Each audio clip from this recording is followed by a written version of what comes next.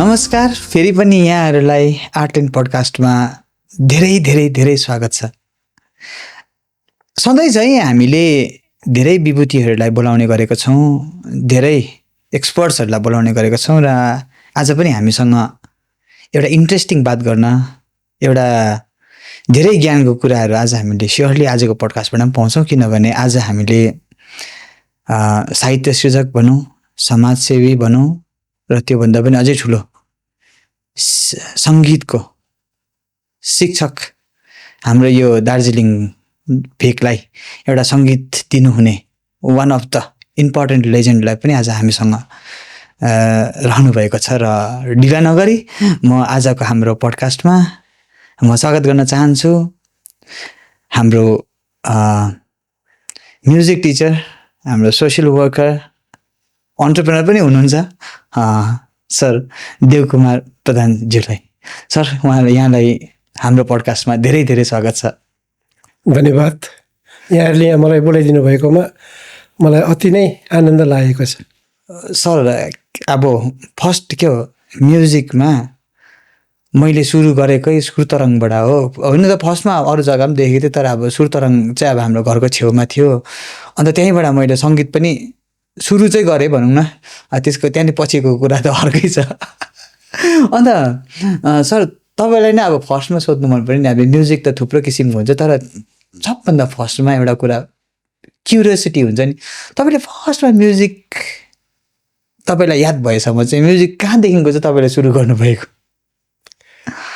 र यो म्युजिकको कुरा गर्दाखेरि चाहिँ हजुर, म अलिकति सानैदेखि नै यसमा अलिकति के भने इन्ट्रेस्टेड थिएछु क्या हो। हजुर, किनभने म हाई स्कुल पढ्दाखेरि म गिटार बजाउँथेँ। हजुर हजुर, गिटार बजाउँथेँ। त्यो गिटार चाहिँ मैले कसरी सिकेको हो भने, यहाँ हाम्रो एकजना दाजु गीत गाउने, हजुर, उहाँको नाम बिर्सिनु खोजेको हेर्नु, एकदमै मेरो नजिकको मान्छे है। हजुर, हाम्रो अशोक राई, हजुर, जसले बैशाखी वनमा फुलको सिङ्गार भन्ने उहाँको एकदमै एउटा के भने एकदमै प्रचलित गीत थियो त्यति बेलाको। र उहाँ चाहिँ मान्छे चाहिँ रैथाने चाहिँ कालिम्पोङतिरको रही थिएछ पहिला। हजुर, अनि उहाँ चाहिँ प्राथमिक पाठशालाको एकजना शिक्षक भएको नातामा चाहिँ उहाँले ट्रान्सफर चाहिँ यता यहाँ माथि बागगौडामा पाउनु भएको रहेछ। हजुर, अनि बागगौडामा हुँदाखेरि चाहिँ सुनादामा उहाँको बजार, सुनादामा आइरहने, अनि मसँग हजुर, उहाँको सम्बन्ध भयो। अब म पनि सङ्गीतमा त्यस्तै अलिकति चासो राख्ने व्यक्ति, र उहाँले चाहिँ अन्त गीत गाउँदाखेरि चाहिँ गिटार लु बजाउनुपर्छ भाइ भन्नुहुन्थ्यो मलाई। त्यहाँदेखि उहाँले नै मलाई एउटा पुरानो गिटार खोजेर ल्याउनु भएको छ। त्यो गिटार समात्न सिकाउने चाहिँ उहाँ दाजु अशोक राई हो मलाई। त्यहाँदेखि चाहिँ म गिटार अलिक सिक्नु थालेँ। मैले गिटारहरू बजाउँथेँ। त्यसो अरू अन्य कार्यहरू हुँदा झन्डै त्यो चाहिँ अब त्यो भनौँ भने चाहिँ यो 1964 कुरा होला। 65 कुरा हो त्यो। म स्कुलमा हुँदाखेरि। ए हजुर, त्यति बेला मैले त्यो सिकेको। अनि स्कुलमा मैले अर्को एउटा के बाजा भनौँ न, अब हामीले सोझो भाषामा बाजा भनौँ, एउटा बङ्गो भन्छ क्या। बङ्गो भनेको चाहिँ दुईवटा गोलो गोलो टक्रे जस्तोमा माथिबाट छाला लगाएको, यसो घोडाको बिचमा राखेर टङ टङ टङ टङ बजाउनु पर्ने। हजुर, त्यो म बजाउँथेँ। फेरि ताल यन्त्रमा चाहिँ त्यो बजाउँथेँ मैले। त्यो चाहिँ मेरो दुईवटा गिटार पनि थियो घरमा मेरो आफ्नो, अनि त्यो बङ्गो पनि थियो। त्यसरी गर्दा चाहिँ म म्युजिक त्यो स्कुलमा हुँदा त्यसरी गर्दै गएँ। त्यहाँदेखि मेरो अब जब म स्कुल सकेर कलेज गएपछि चाहिँ मेरो अलिकति त्यो म्युजिकमा त्यो भनौँ न कमी आयो। किन मैले स्कुल कलेजमा गएर साइन्स सब्जेक्ट लिएर पढ्नुपर्ने भयो। त्यसले गर्दा त्यो मेरो साइन्स भएपछि अलिक सिरियस भयो। त्यो त अब अलिक समय दिनु नसक्ने भइगयो होइन। त्यस पछाडि चाहिँ अन्त पछि अब यो कसरी सुरु भयो भन्दाखेरि अलिकति म समय लिन्छु है। हजुर, 2 मिनट। हजुर, त्यो चाहिँ कसो भयो भने, त्यहाँदेखिको यहाँ सुनादामा हाम्रो जेसी राई गुरुजी, हजुर, उहाँको पुरा नाम चाहिँ जगदीश चन्द्र राई हो। हजुर, उहाँ चाहिँ सुनादाकै रैथाने हो। यहीँ जन्म लिएको, यहीँ यतै पढेको पहिला। र उहाँ चाहिँ त्यो सरकारी नोकरी पाएपछि चाहिँ उहाँ चाहिँ अब विभिन्न जग्गा जानुभयो, ट्रान्सफर भएर दार्जिलिङ, कालिम्पोङ, कता कता होइन। त्यसो गरेर बाहिर गएर जानुभयो। पछि रिटायर भएर उहाँ आएर फेरि सुनादामा आफ्नै घरमै आउनुभयो। यहाँ तल रमितेमा उहाँको घर थियो, छ अहिले पनि। र उहाँ आएपछि त्यति बेला चाहिँ उहाँले चाहिँ शास्त्रीय सङ्गीत सिकेर आउनु भएको रहेछ। शास्त्रीय सङ्गीत चाहिँ अब त्यति बेलाको समयमा चाहिँ शास्त्रीय सङ्गीत सिक्ने चाहिँ सुनेर सिक्ने क्या। अब अहिले चाहिँ हामी चाहिँ अब एकदम लेखेर शास्त्रसँग सिक्छौँ भन्नु त शास्त्रीय सङ्गीत, तर उहाँहरूको चाहिँ गुरुजीहरूले चाहिँ गीत गाउने, सुन्नुपर्ने, सिक्नुपर्ने, त्यसो प्रकारले उहाँको तर एकदम गायकीहरू राम्रो। उहाँ सुनादामा आउनु भएपछि अब उहाँलाई एक्लै हुनुभयो, एक्लै भएपछि उहाँलाई सङ्गत चाहियो। शास्त्रीय सङ्गीतमा सङ्गत एकदम यो सङ्गतको चिज हो यो चाहिँ। त्यसो गर्दा उहाँलाई सङ्गत चाहिँदा चाहिँ मैले अब अलिअलि तबला पनि त्यो बङ्गोले गर्दा तबलाहरू पनि टाङटाङ टुङ त्यसै बजाउँथेँ। त अब विधिपूर्वक नजाने तापनि बजाउँथेँ, स्टेजमा पनि बजाउँथेँ अलिकति। अनि त्यसो गर्दाखेरि उहाँले त्यो थाहा पाएर चाहिँ मलाई उहाँले लु न हौ अब हामी सङ्गत गरौँ भन्नुभयो। अन्त मैले बजाएको देखेपछि मलाई त अब थाहा भइगयो यसले चाहिँ राम्रो ठिकसँग सिकेको छैन भन्ने होइन। त्यही उहाँले नै मलाई दार्जिलिङमा लगेर एकजना गुरुजी उहाँकोमा मलाई लानुभयो। उहाँको यस्तो पेम्बा लामा नै के थियो उहाँको नाम, मैले यस्तो अब अलिक बुढो भएछु कि अन्तखेरि होइन वाङ्गेल लामा, वाङ्गेल लामा उहाँ चाहिँ सितार पनि बजाउने रहेछ, तबला पनि बजाउनु रहेछ। उहाँकोमा लानुभयो, लगेर उहाँकोमा गएर मैले तबला अब त्यसलाई अलिकति सिस्टमेटिक सिक्ने मैले मौका पाएँ उहाँ गुरुजीबाट सुरु गरेँ। तर मैले केही महिना सिकेपछि नै उहाँको आकस्मिक निधन भएको क्या। निधन भएपछि फेरि म अर्को गुरुजीकोमा गएँ। त उहाँको नाम चाहिँ फकिराराम आर्य, उहाँको नाम चाहिँ दार्जिलिङकै उहाँ हुनुहुन्छ।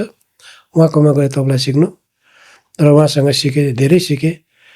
त्यसरी सिकेपछि चाहिँ त्यहाँदेखि चाहिँ यो मेरोमा मलाई यो शास्त्रीय सङ्गीतको अब त्यहाँदेखि चाहिँ हामी म र हाम्रो जेसी राई गुरुजी, उहाँलाई चाहिँ अब मेरो रिलेसन पनि बडा पर्ने र उहाँलाई चाहिँ बडा भन्थेँ, मैले गुरुजी बडा भन्थेँ।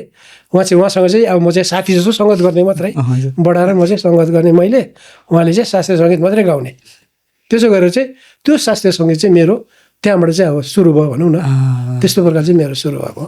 त्यो छ शास्त्रीय सङ्गीत भन्दाखेरि नि अब बेसिक वेमा जुन चाहिँ अब हामीलाई सङ्गीतको बारेमा केही पनि थाहा छैन है। अब शास्त्रीय सङ्गीत भनेर चाहिँ हामी त गर्ने मात्रै सम्झिन्छौँ। अब अहिलेको नयाँ म्युजिकहरू पनि यो, अनि यो आधुनिक म्युजिक भनौँ या त अब अहिलेको चल्दै गरेको पप म्युजिक जे यो र शास्त्रीय सङ्गीतमा डिफ्रेन्स चाहिँ हामीले के पाउँछौँ? यसको डिफ्रेन्स भन्नाले यसको भिन्नता त अल्छी लाग्ने र नअल्छी लाग्ने भन्ने मात्रै माइन्डमा चाहिँ युथहरूको चाहिँ यो एकदम राम्रो प्रश्न हो कि। हजुर, किनभने शास्त्रीय सङ्गीत र यसमा चाहिँ भिन्नता धेरै छ। अब यो पप सङ्गीत होइन, तर आधुनिक सङ्गीत भनौँ न। हजुर हजुर, पप सङ्गीत भनेको चाहिँ विदेशी सङ्गीत हो। हजुर, विदेशीको चाहिँ एउटा अलगै त्यसको उयो छ, ब्रान्ड चाहिँ अलगै। त्यसको अब के भन्नु, सबै कुरो नै अलग छ। तर हाम्रो चाहिँ अब यहाँ चाहिँ हाम्रो प्रचलित चाहिँ के भने शास्त्रीय सङ्गीत र आधुनिक सङ्गीत होइन। अब आधुनिक सङ्गीतमा अब अहिले हामीले फिल्मी गीतहरू, नेपाली अथवा हिन्दी गीतहरू, अब कसैले गीतहरू रचना गर्छन् है, त्यो गरेको गीतहरू हामी गाउँछन् हाम्रो गायकहरूले। अब त्यो त्यसरी गाउनु त्यो अलगै कुरो हो है। र शास्त्रीय सङ्गीत अलगै कुरो हो यो एकदम। अब यसमा पहिला म अलिकति शास्त्रीय सङ्गीतमाथि नै म अलिकति यसमा लगाउँछु। अब शास्त्रीय सङ्गीत चाहिँ के हो भनेदेखिको यो चाहिँ अब धेरै अगाडि ऋषिमुनिहरूले बनाएको सङ्गीत हो यो। हजुर, यो चाहिँ के छ भने शास्त्रमा आधारित छ। यसको त शास्त्र छ नि त। हजुर, शास्त्र भनेपछि यो के हो, सङ्गीतको व्याकरण हो। यो चाहिँ म चाहिँ जहाँ पनि गएर भन्छु यो सङ्गीतको व्याकरण हो। किनभने यसमा हामीले त्यो हा हा हा गरेको अहिले जुन चाहिँ कुरा भयो, हा चाहिँ त्यो होइन। त्यसमा सा रे ग म प ध नि सा यो हुन्छ। त्यसलाई अब त्यसलाई अब हामीले यो चाहिँ उयसमा भयो, के अरे एक एकवटा सुरमा भयो। तर अब त्यसलाई चाहिँ आकारमा भन्छु, आकार हा हा हा अब हा छ, तर त्यसमा सारे गमा छ होइन। अब त्यस्तो अब रागहरूमा के हुन्छ भने रागहरूमा यो सारे गमा जुन चाहिँ 7वटा छ, 7वटा सुर, सारे गमा प ध नि निसम्म 7वटा छ। त्यो 7वटा सुरभित्र अर्को 5वटा अलगै सुर पनि छ, जम्मा 12वटा सुर। यो 12वटा सुरभित्र चाहिँ सुर चाहिँ हामीले अब जानेको हुनु पर्यो शास्त्रीय सङ्गीतमा। त्यसमा त्यो जुन चाहिँ 5वटामा चाहिँ एउटा चाहिँ तीव्र भन्छ, 4वटा चाहिँ त्यसलाई चाहिँ कोमल भन्छ क्या, कोमल भन्छ, अरू चाहिँ शुद्ध सुर भन्छ। र यो हुन्छ। अब यसमा हामीले सिक्दाखेरि चाहिँ त्यो सुर जुन चाहिँ सा छ, सामा सा लाग्नु पर्यो, त्यसलाई चाहिँ भन्छ हामीले सुर। सामा मैले सा भन्दैछु तर सा चाहिँ मेरो ठिक लागेन भने त्यो सुरमा लागेन, त्यसलाई भन्छ सुर होइन। त्यो सुर सिकाउने पनि यो शास्त्रीय सङ्गीत हो, 1 नम्बरमा होइन, नम्बर 1 मा। दोस्रो ताल। अब शास्त्रीय सङ्गीतमा ताल हुन्छ नि, तालमा धेरै किसिमको ताल हुन्छ है। अब त्यसमा अब अहिले 6 मात्राको दादरा ताल छ, 8 मात्राको करुवा ताल छ होइन। वैसरी अब 10 मात्राको छ, 12 मात्राको छ, 14 मात्राको छ, 16, यसरी थुप्रो मात्राको तालहरू छ। अब मैले गाउँदाखेरि त्यो मेरो गीत चाहिँ कुन चाहिँ तालमा बस्यो त, त्यो तालको त मलाई ज्ञान हुनु पऱ्यो नि त होइन। अब मैले गाउँछु त्यसै बिचमा ताल त जान्दिनँ, तर थपडी बजाएर कसै हातले इसारा गरेर होस् या कसरी होस् उसले त्यो तालमा उसलाई राख्छ गाउनेलाई, जानेन भने होइन। तर आफूले त्यो ताल त जान्नु पऱ्यो नि त। त्यो ताल सिकाउने पनि यो शास्त्रीय सङ्गीतै हो होइन। अब तेस्रो अर्को के छ भने एउटा लय भन्छ क्या, एउटा चाहिँ सुर भइगयो, एउटा ताल भयो एकदम विशेष, अर्को चाहिँ लय भन्छ। लय भनेको त्यसलाई एकदम सठिक स्पिडमा जानु क्या, स्पिड। अब अङ्ग्रेजी भन्यो नि त स्पिड हो कि, ठिक लयमा। जस्तै एउटा कुनै घडी चल्दैछ भने त्यो घडीले टक टक टक एकदम एउटै लयमा बसिरहन्छ नि त, त्यो टक टक टक टक टक यस्तो पाराले त चल्दैन। अब गाउने मान्छे गीत पनि गाउँदै जाँदा कोही चाहिँ अगाडिबाट छिट्टो जाने हुन्छ, कोही गाउँदै जाँदा त्यसलाई झोल्नु पनि भन्छ। अब हामीले त है ढिलो हुँदै पनि जान्छ, त्यस्तो हुँदैन क्या। गाउँदाखेरि त्यो जुन चाहिँ तालको एउटा लय छ त्यो लयमा चाहिँ बस्नु सक्नुपर्छ, त्यो लय जान्नु पऱ्यो नि त। त्यो लय सिकाउने पनि यो शास्त्रीय सङ्गीत हो। अब यहाँ कुरा आउँछ, जसले आधुनिक गीत गाउँछ, हाम्रो गायक गायिकाहरू राम्रो राम्रो गायक गायिकाहरू छन् है, जसले आधुनिक गीत गाउँछन् अथवा आधुनिक गीत बनाउँछन्, उनीहरूलाई यो कुरोको त ज्ञान हुनु पऱ्यो नि त, ज्ञान हुनु पऱ्यो उनीहरूलाई। नत्र ज्ञान छैन भने त त्यसमा कमी कमजोरी अवश्य रहेको हुन्छ क्या। हेर्दाखेरि त हामीले अब हामी साधारण श्रोताहरूले चाहिँ सुन्दाखेरि मिठो लाग्छ, त्यो हामीले केही भुल पनि देख्दैनौँ है। तर जसको कानमा यो चिज बसेको छ उनीहरूले यसमा के खुटाइरहेको हुन्छ क्या, त्यस्तो हुँदो रहेछ। अब उनीहरूलाई होइन तिम्रो त्यहाँ भएन भने उसलाई रिस पनि उठ्छ फेरि, तँ चाहिँ कहाँ जान्ने भने जस्तो हुन्छ होइन। तर त्यो कुरो म चाहिँ भन्छु, यदि सङ्गीत बनाउनु हो या सङ्गीत आधुनिकै गीतै गाउनु हो या त भजन गाउनु हो होइन, र त्यसको लागि चाहिँ एकदम यो ग्रामरको आवश्यकता। जसरी हामीले अब अङ्ग्रेजी बोल्दाखेरि हामी सठिक अङ्ग्रेजी बोल्नु पऱ्यो भने त त्यसको ग्रामर जान्नु पऱ्यो नि है। जानेन भने त हामी अङ्ग्रेजी बोल्छौँ, बुझ्छ पनि सुन्नेले, तर हाम्रो भुल भइरहेको हुन्छ नि त। सङ्गीत पनि त्यही हो, त्यस्तै नै हो। त्यसले गर्दाखेरि चाहिँ अब यसको डिफ्रेन्स चाहिँ त्यो अहिले मलाई कति फरक छ भन्ने कुरामा चाहिँ आधुनिक गीत अहिले हालमा के छ भने हाम्रो नानीहरूमा त्यो एउटा प्रतिभा छ क्या, गाउने राम्रो गाउन सक्छ, कतिजनाको स्वरहरू पनि एकदमै राम्रो छ, आवाजहरू होइन, र त्यो गाउन सक्छन्। अनि उनीहरूले अहिलेको सुविधा चाहिँ के छ भने युट्युबमा गीतहरू प्रशस्त पाउँछ क्या, युट्युबबाट गीतहरू सुनेर मजाले सिक्छ उनीहरूले, सिक्छन् पनि अनि गाउँछन् पनि उनीहरूले क्या, एकदम मजाले गाउँछन् पनि। अहिले फेरि अर्को सुविधा के भएको छ भने त्यसमा त्यसको ट्र्याक भन्छ, ट्र्याक पाइहाल्छ, ट्र्याकमा अनि गीत गाइहाल्छ, त्यो गाउँछ, मजाले गाउँछ। तर त्यहाँभित्र के कमजोरी छ त्यो कुरो चाहिँ थाहा चाहिँ हुँदैन उनीहरूलाई। उनीहरूलाई गाउनु चाहिँ गाउँछ, सुन्नु पनि मजाको सुन्छ, त्यस पछाडि फेरि त्यहाँदेखि अलिक अगाडि जाउँ न भन्यो भने फेरि अलिक सानो हुन्छ, त्यो चाहिँ साह्रो छ नि। अब यस्तो छ हाम्रो अहिले, म नाम भन्दिनँ, हाम्रो कतिजना गायक गायिकाहरूको कस्तो छ भने एउटा तालमा गीत बनायो, अनि त्यो तालमा गाउनु सिकाउनेले एकदम घरिघरि सिकाएर कति दिन लाएर सिकाएर उसले गाउँछ नि होइन।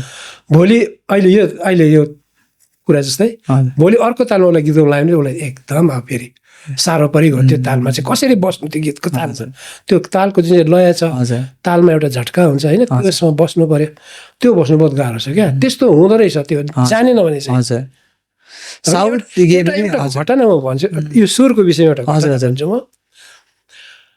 दार्जिलिङमा एउटा काठमाडौँबाट एउटा कार्यक्रम आएको थियो क्या, दीप श्रेष्ठ जस्तो अर्को एकजना के श्रेष्ठ पो छ उहाँको नाम त,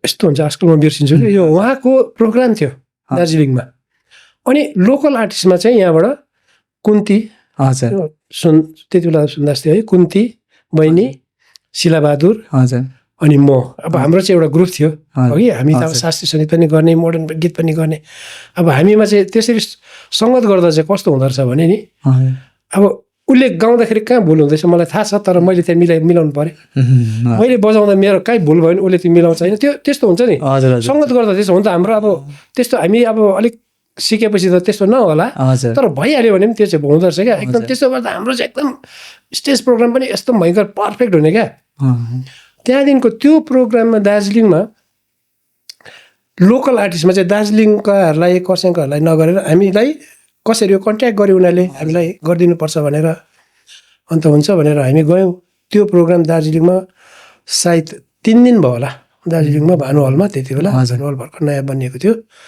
त्यहाँ 3 दिन भयो अनि त्यसमा भक्तराज आचार्य आउनु भएको थियो मीरा राणा आउनु भएको थियो है राम्रो आर्टिस्टहरू आउनु भएको थियो अन्त उहाँ मूल गायक चाहिँ उहाँको चाहिँ मैले खै बिर्स्यो अनि उहाँहरू आउनु भएको थियो र त्यो प्रोग्राममा भक्तराज आचार्यको चाहिँ कस्तो रहेछ भने उसलाई चाहिँ त्यो थुप्रो म्युजिकल इन्स्ट्रुमेन्ट नचाहिने म त अब शास्त्रीय सङ्गीत पनि एकदम राम्रो जानेको मान्छे उहाँ चाहिँ हार्मोनियम बसेर तबला भयो भने भइगयो कसैले पछाडि गिटार बजाइदियो पनि उसलाई भइगयो क्या त्यहाँदेखिको अन्त तबला बजाउने नेपालबाट एकजना केटा आएको थियो एकदम अब हामी पनि तन्दुरी थियौँ हामी चाहिँ साधारण ऊ चाहिँ एकदम अलिक केसहरू पनि पालेको गगस लाएर बजाउने केटो पनि अलिक ह्यान्डसम नै थियो अन्त त्यो हात अब मोडर्न गीतमा चाहिँ उसको हात निकै राम्रो चल्ने त्यहाँदेखि भक्तराजले एउटा गीत गाउनु भयो क्या गायो त्यहाँदेखि सकेर अर्को गीत सुरु भयो उसको त त्यो सुर अब यो सुर भनेको स्केल भन्छ हामीले अङ्ग्रेजीमा होइन स्केल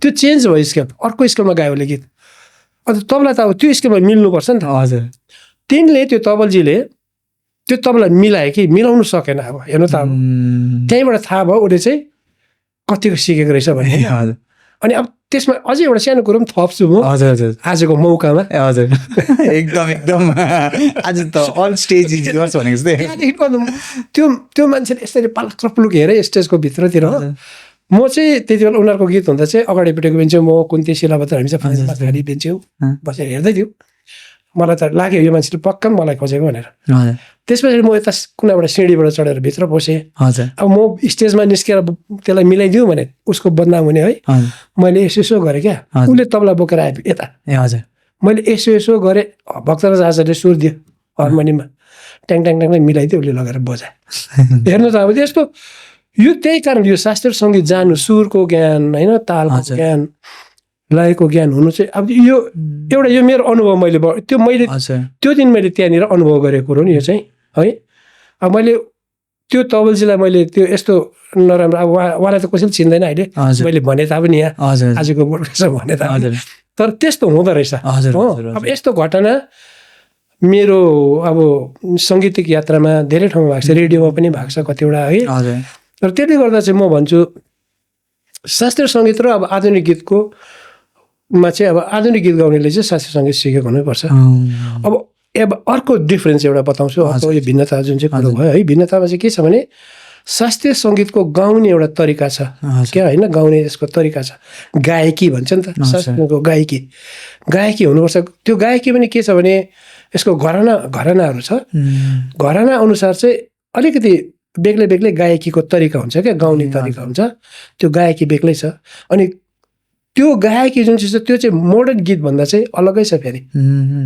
मोडर्न गीत गाउनुलाई भिन्दै टेक्निक सिक्नुपर्छ अलिकति बेग्लै शास्त्रीय सङ्गीत चाहिँ ग्रामर हो त्यो सिकेपछि है तर गाउनु चाहिँ एउटा टेक्निक त्यसको अलगै छ फेरि त्यसको अब त्यो अब भोइस थ्रोहरू भन्छ त्यसको कसरी त्यसलाई त्यो गीतलाई चाहिँ अब घुमाउनु पर्ने होइन त्यसको अब त्यस्तो त्यो तरिकाहरू छ त्यो पनि फेरि त्यो गाउनेले मोडर्न गाउनेले त्यो पनि सिक्नुपर्छ फेरि होइन भिन्नता त्यस्तो छ यसको नि हजुर भनेपछि शास्त्रीय सङ्गीत चाहिँ जरुरी हो खासमा हो भने चाहिँ अगर कुनै पनि म्युजिकमा अगाडि जानु छ भने अब एक दिन आएर एक दिन गीत गाउनुको लागि हो भने त केही पनि छैन त्यो त सकिहाल्छ है तर त्यहाँदेखिको अझै फर्दर लाइफमा यसलाई नै अलिकति प्रोफेसन बनाउँछु या त यसको बारेमा अझै गहन ज्ञान हुनुपर्छ भने चाहिँ शास्त्रीय सङ्गीत बिना चाहिँ एकदम अगाडि बढ्नु साह्रो पर्छ एकदमै गर्नु चाहिँ एकदम आवश्यकता छ गरेको चाहिँ राम्रो हुन्छ हजुरको लागि एकदमै राम्रो हुन्छ किनभने यो चाहिँ अब शास्त्रीय सङ्गीत चाहिँ विशेष गरेर अब अहिलेको जुन चाहिँ कुरा भयो उता पप गीतहरू त्यतातिरको लागि छैन। हजुर। तर यो जुन जतिमा हाम्रो भारतीय गीतहरू छ भनौँ न होइन, हिन्दी गीत भयो, कुनै पनि भारतीय भाषा गीतहरू भयो है, नेपाली गीत त एकदम अब हामी नेपालीहरूले त हामी नेपाली गीतै गाउँछौँ। र यसको लागि चाहिँ हामीले शास्त्रीय सङ्गीत चाहिँ गर्नु एकदम भजनहरूमा पनि यस चाहिँ शास्त्रीय सङ्गीतै भएर जान्छ नि त है। अब आज जस्तै अब गजल हामीलाई कति मनपर्छ होइन। हजुर हजुर। गजल हुन्छ, ठुम्री हुन्छ है, अब गाउनेहरू तिनीहरू चाहिँ के उपशास्त्रीय सङ्गीत भन्छ यसलाई। त्यो शास्त्रीय सङ्गीतकै हाँगाहरू बिगाहरू हो। त गजल गाउनुको लागि त्यसै बिचमा गजल सुनेर गाउन सकिँदैन, त्यो शास्त्रीय सङ्गीतको त्यहाँ प्रकोप हुन्छ त्यसमा क्या, त्यो पनि जानेको हुनु पर्यो। ठुम्री त झन् एकदमै अब त्यो त एकदम उपशास्त्रीय सङ्गीत हो, तर शास्त्रीय सङ्गीतमा त्यसमा बेसी मात्रामा परेको हुन्छ हो। त्यसो प्रकारले क्या यो त्यसले गर्दा त्यस्तो चिजहरू त्यो हामीले चाहिँ शास्त्रीय सङ्गीतबाट नै पाउँछौँ त्यो चाहिँ। किनभने शास्त्रीय सङ्गीतमा भनौँ न अब शास्त्रीय सङ्गीत चाहिँ बिजन हो भने त्यस या त वृक्ष हो भने अरू त सानसानो फल जस्तै मात्रै हाँगा बिगाहरू मात्रै। त्यहीबाट नै अलिकति अझै छुट्टिएर गएपछि हाम्रो साउथ इन्डियन क्लासिकल म्युजिक पनि अलिकति यतैबाट आउँछ है। त्यही भनेपछि शास्त्रीय भनेपछि चाहिँ शास्त्रमा आधारित, कुन चाहिँ शास्त्रमा आधारित हुन्छ त्यसलाई चाहिँ हामी शास्त्रीय सङ्गीत भन्छौँ। तर त्यो शास्त्र चाहिँ अब कुन शास्त्र भन्नाले यो त सङ्गीतकै सङ्गीत शास्त्र हो नि, सङ्गीत शास्त्र हो। जस्तै अब यो शास्त्रीय सङ्गीतमा चाहिँ भारतमा चाहिँ अब दुईवटा किसिमको छ है, फेरि शास्त्रीय सङ्गीत दुईवटा छ। हजुर। एउटा चाहिँ हामीले जो गर्छौँ यता यसलाई चाहिँ उत्तर भारतीय सङ्गीत भन्छ। उत्तर भारतीय, हजुर, उत्तर भारतीय शास्त्रीय सङ्गीत हो हामीले गर्ने चाहिँ। दक्षिण भारतको दक्षिणको फेरि दक्षिणमा जुन प्रकारको उनीहरूको त्यो के भन्नु अब शास्त्रीय सङ्गीतलाई लेख्ने तरिका भयो, गाउने तरिका भयो, बजाउने तरिका भयो, हामीभन्दा एकदमै अलग छ। फेरि एकदमै अलग छ उनीहरूको चाहिँ। अब तालहरू जुन चाहिँ हामीले जुन चाहिँ तालहरू हामी उत्तर भारतमा सिक्छौँ त्यो ताल उनीहरूले चलाउँदैन, ट्याक्कै चलाउँदैन, त्यस्तो छ। यहाँ त एकदमै कम्ती हुन्छ। जस्तै हाम्रो उनीहरूको अलगै तालहरू हुन्छ, नाम अलगै, तर सुर त त्यही हो। फेरि सुर र लय चाहिँ एक्ज्याक्टली त्यही नै हो। त्यही हो, सुर त सारेगामा नै हो। हजुर, त्यही हो। सारेगामा चाहिँ सारेगामै हो। हजुर। तालमा त्यो कोमल र तीव्र त्यही हो। हजुर। 4 मात्राको ताल त्यही हो, 6 मात्राको ताल पनि त्यही हो, तर उनीहरूको बजाउने तरिका मात्रै अलिक बेग्लै हुन्छ क्या, त्यस्तो हुन्छ। अन्त गायकी जुन चाहिँ मैले अहिले शास्त्रीय सङ्गीतमा गायकीको कुरा गरेँ नि, गायकी उनीहरूको अब आफ्नै साउथकै प्रकारको गायकी हुन्छ क्या। तर अहिले भने जस्तो सुर त्यही हो, त्यही नै हो, लय त्यही नै हो, त्यो चाहिँ सारेगामा नै हो सुर चाहिँ त। सर तपाईँलाई त्यो अब यसमा तान्दै नि एउटा कुरा के हो, अब दार्जिलिङमा शास्त्रीय सङ्गीत जब आयो है सर, त्यसको बारेमा तपाईँलाई के आइडिया छ कि अब तपाईँले जो धेरै पछि सिक्नुभयो होइन, तर कि त्योभन्दा अगाडि पनि शास्त्रीय सङ्गीत दार्जिलिङमा थियो कि अब किनभने त्यसको हिस्ट्री चाहिँ अब हामीलाई त्यस्तो क्लियरली थाहा छैन नि त। यो विषयमा म पनि एकदम ठेकुवा त गर्न सक्दिनँ।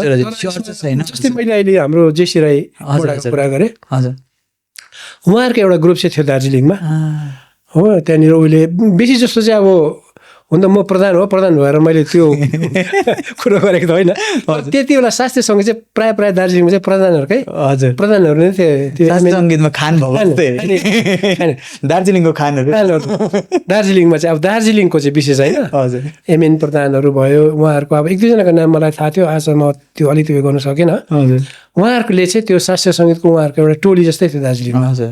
अब त्यो चाहिँ अब के भन्नु, त्यो चाहिँ अब मैले 70को दशकमा मैले सुरु गरेँ, 70को सुरुमा शास्त्रीय सङ्गीत। अब उहाँले गरेको त 50को दशकको नि, 50को 60को दशकको होइन, त्यति बेलाको समयको त्यो शास्त्रीय सङ्गीतमा चाहिँ।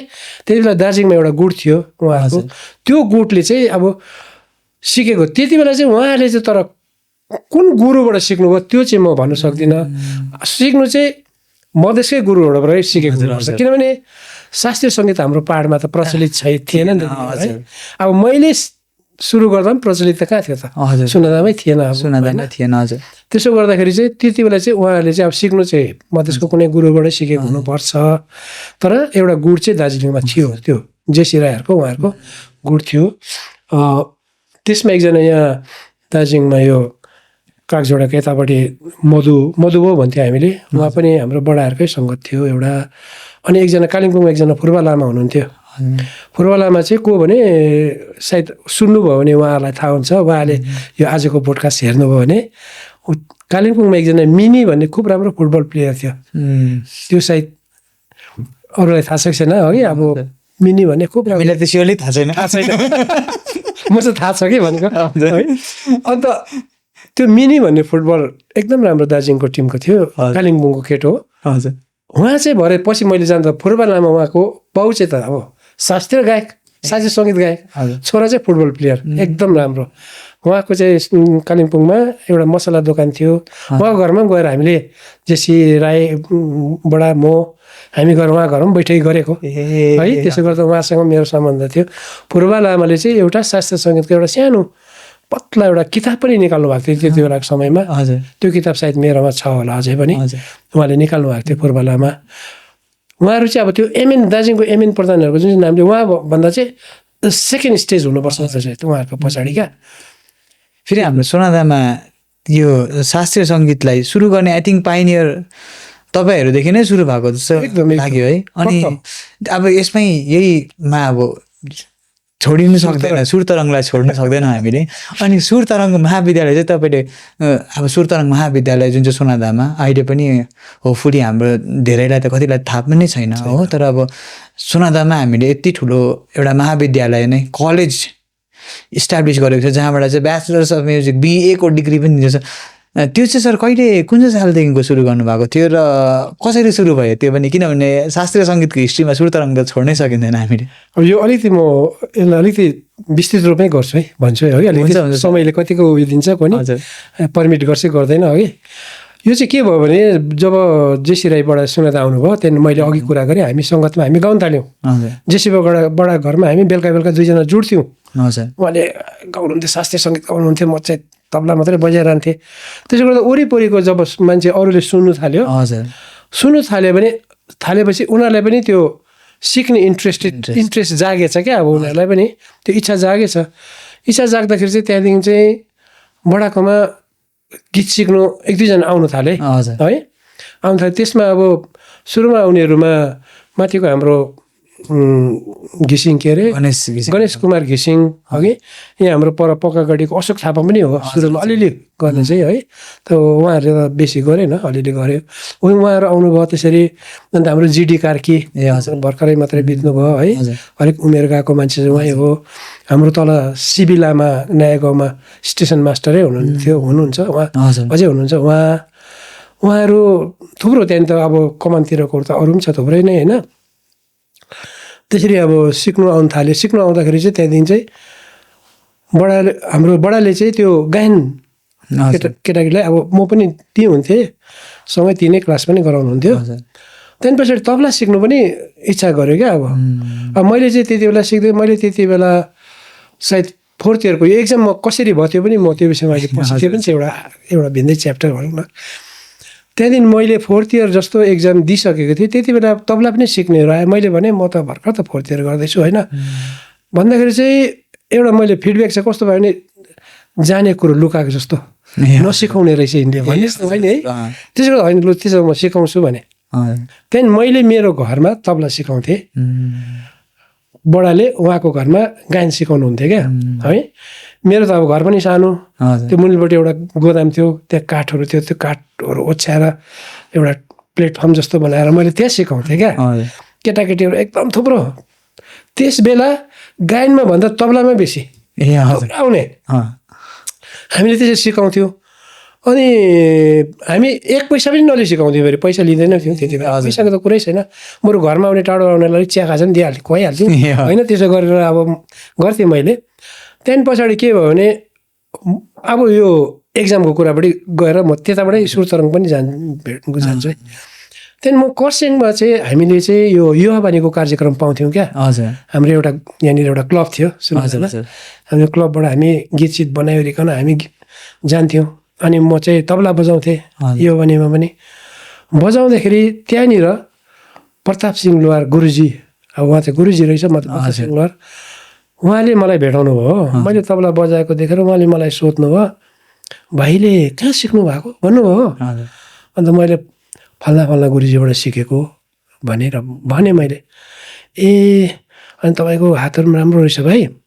यहाँ हामीले खरसाङमा पनि एउटा इन्स्टिट्युट चाहिँ उहाँले सुरु गर्नुभएको रहेछ भर्खर, अनि त्यो गीती गुन्ज भनेर उहाँले राख्नु भएको रहेछ, भर्खर सुरु गर्नुभएको रहेछ त्यति बेला। अन्त सुरु गरेको छु, तपाईँ आउनुहोस् न। हाम्रोमा आउनुहोस् न, हामीसँग तपाईँ जोडिनुहोस् भने क्या। अब उहाँलाई अब सङ्गीतकारहरू भेट्दाखेरि त अघि त्यस्तो हुन्छ नि होइन, सबै जोड्यौँ भन्ने, आउनुहोस् न भने। अन्त हुन्छ भने म माथि डाउनमा उहाँको घर। अन्त गएँ, म एकपल्ट गएँ अरे उहाँको घरमा, सोध्दै गएँ, पुगेँ।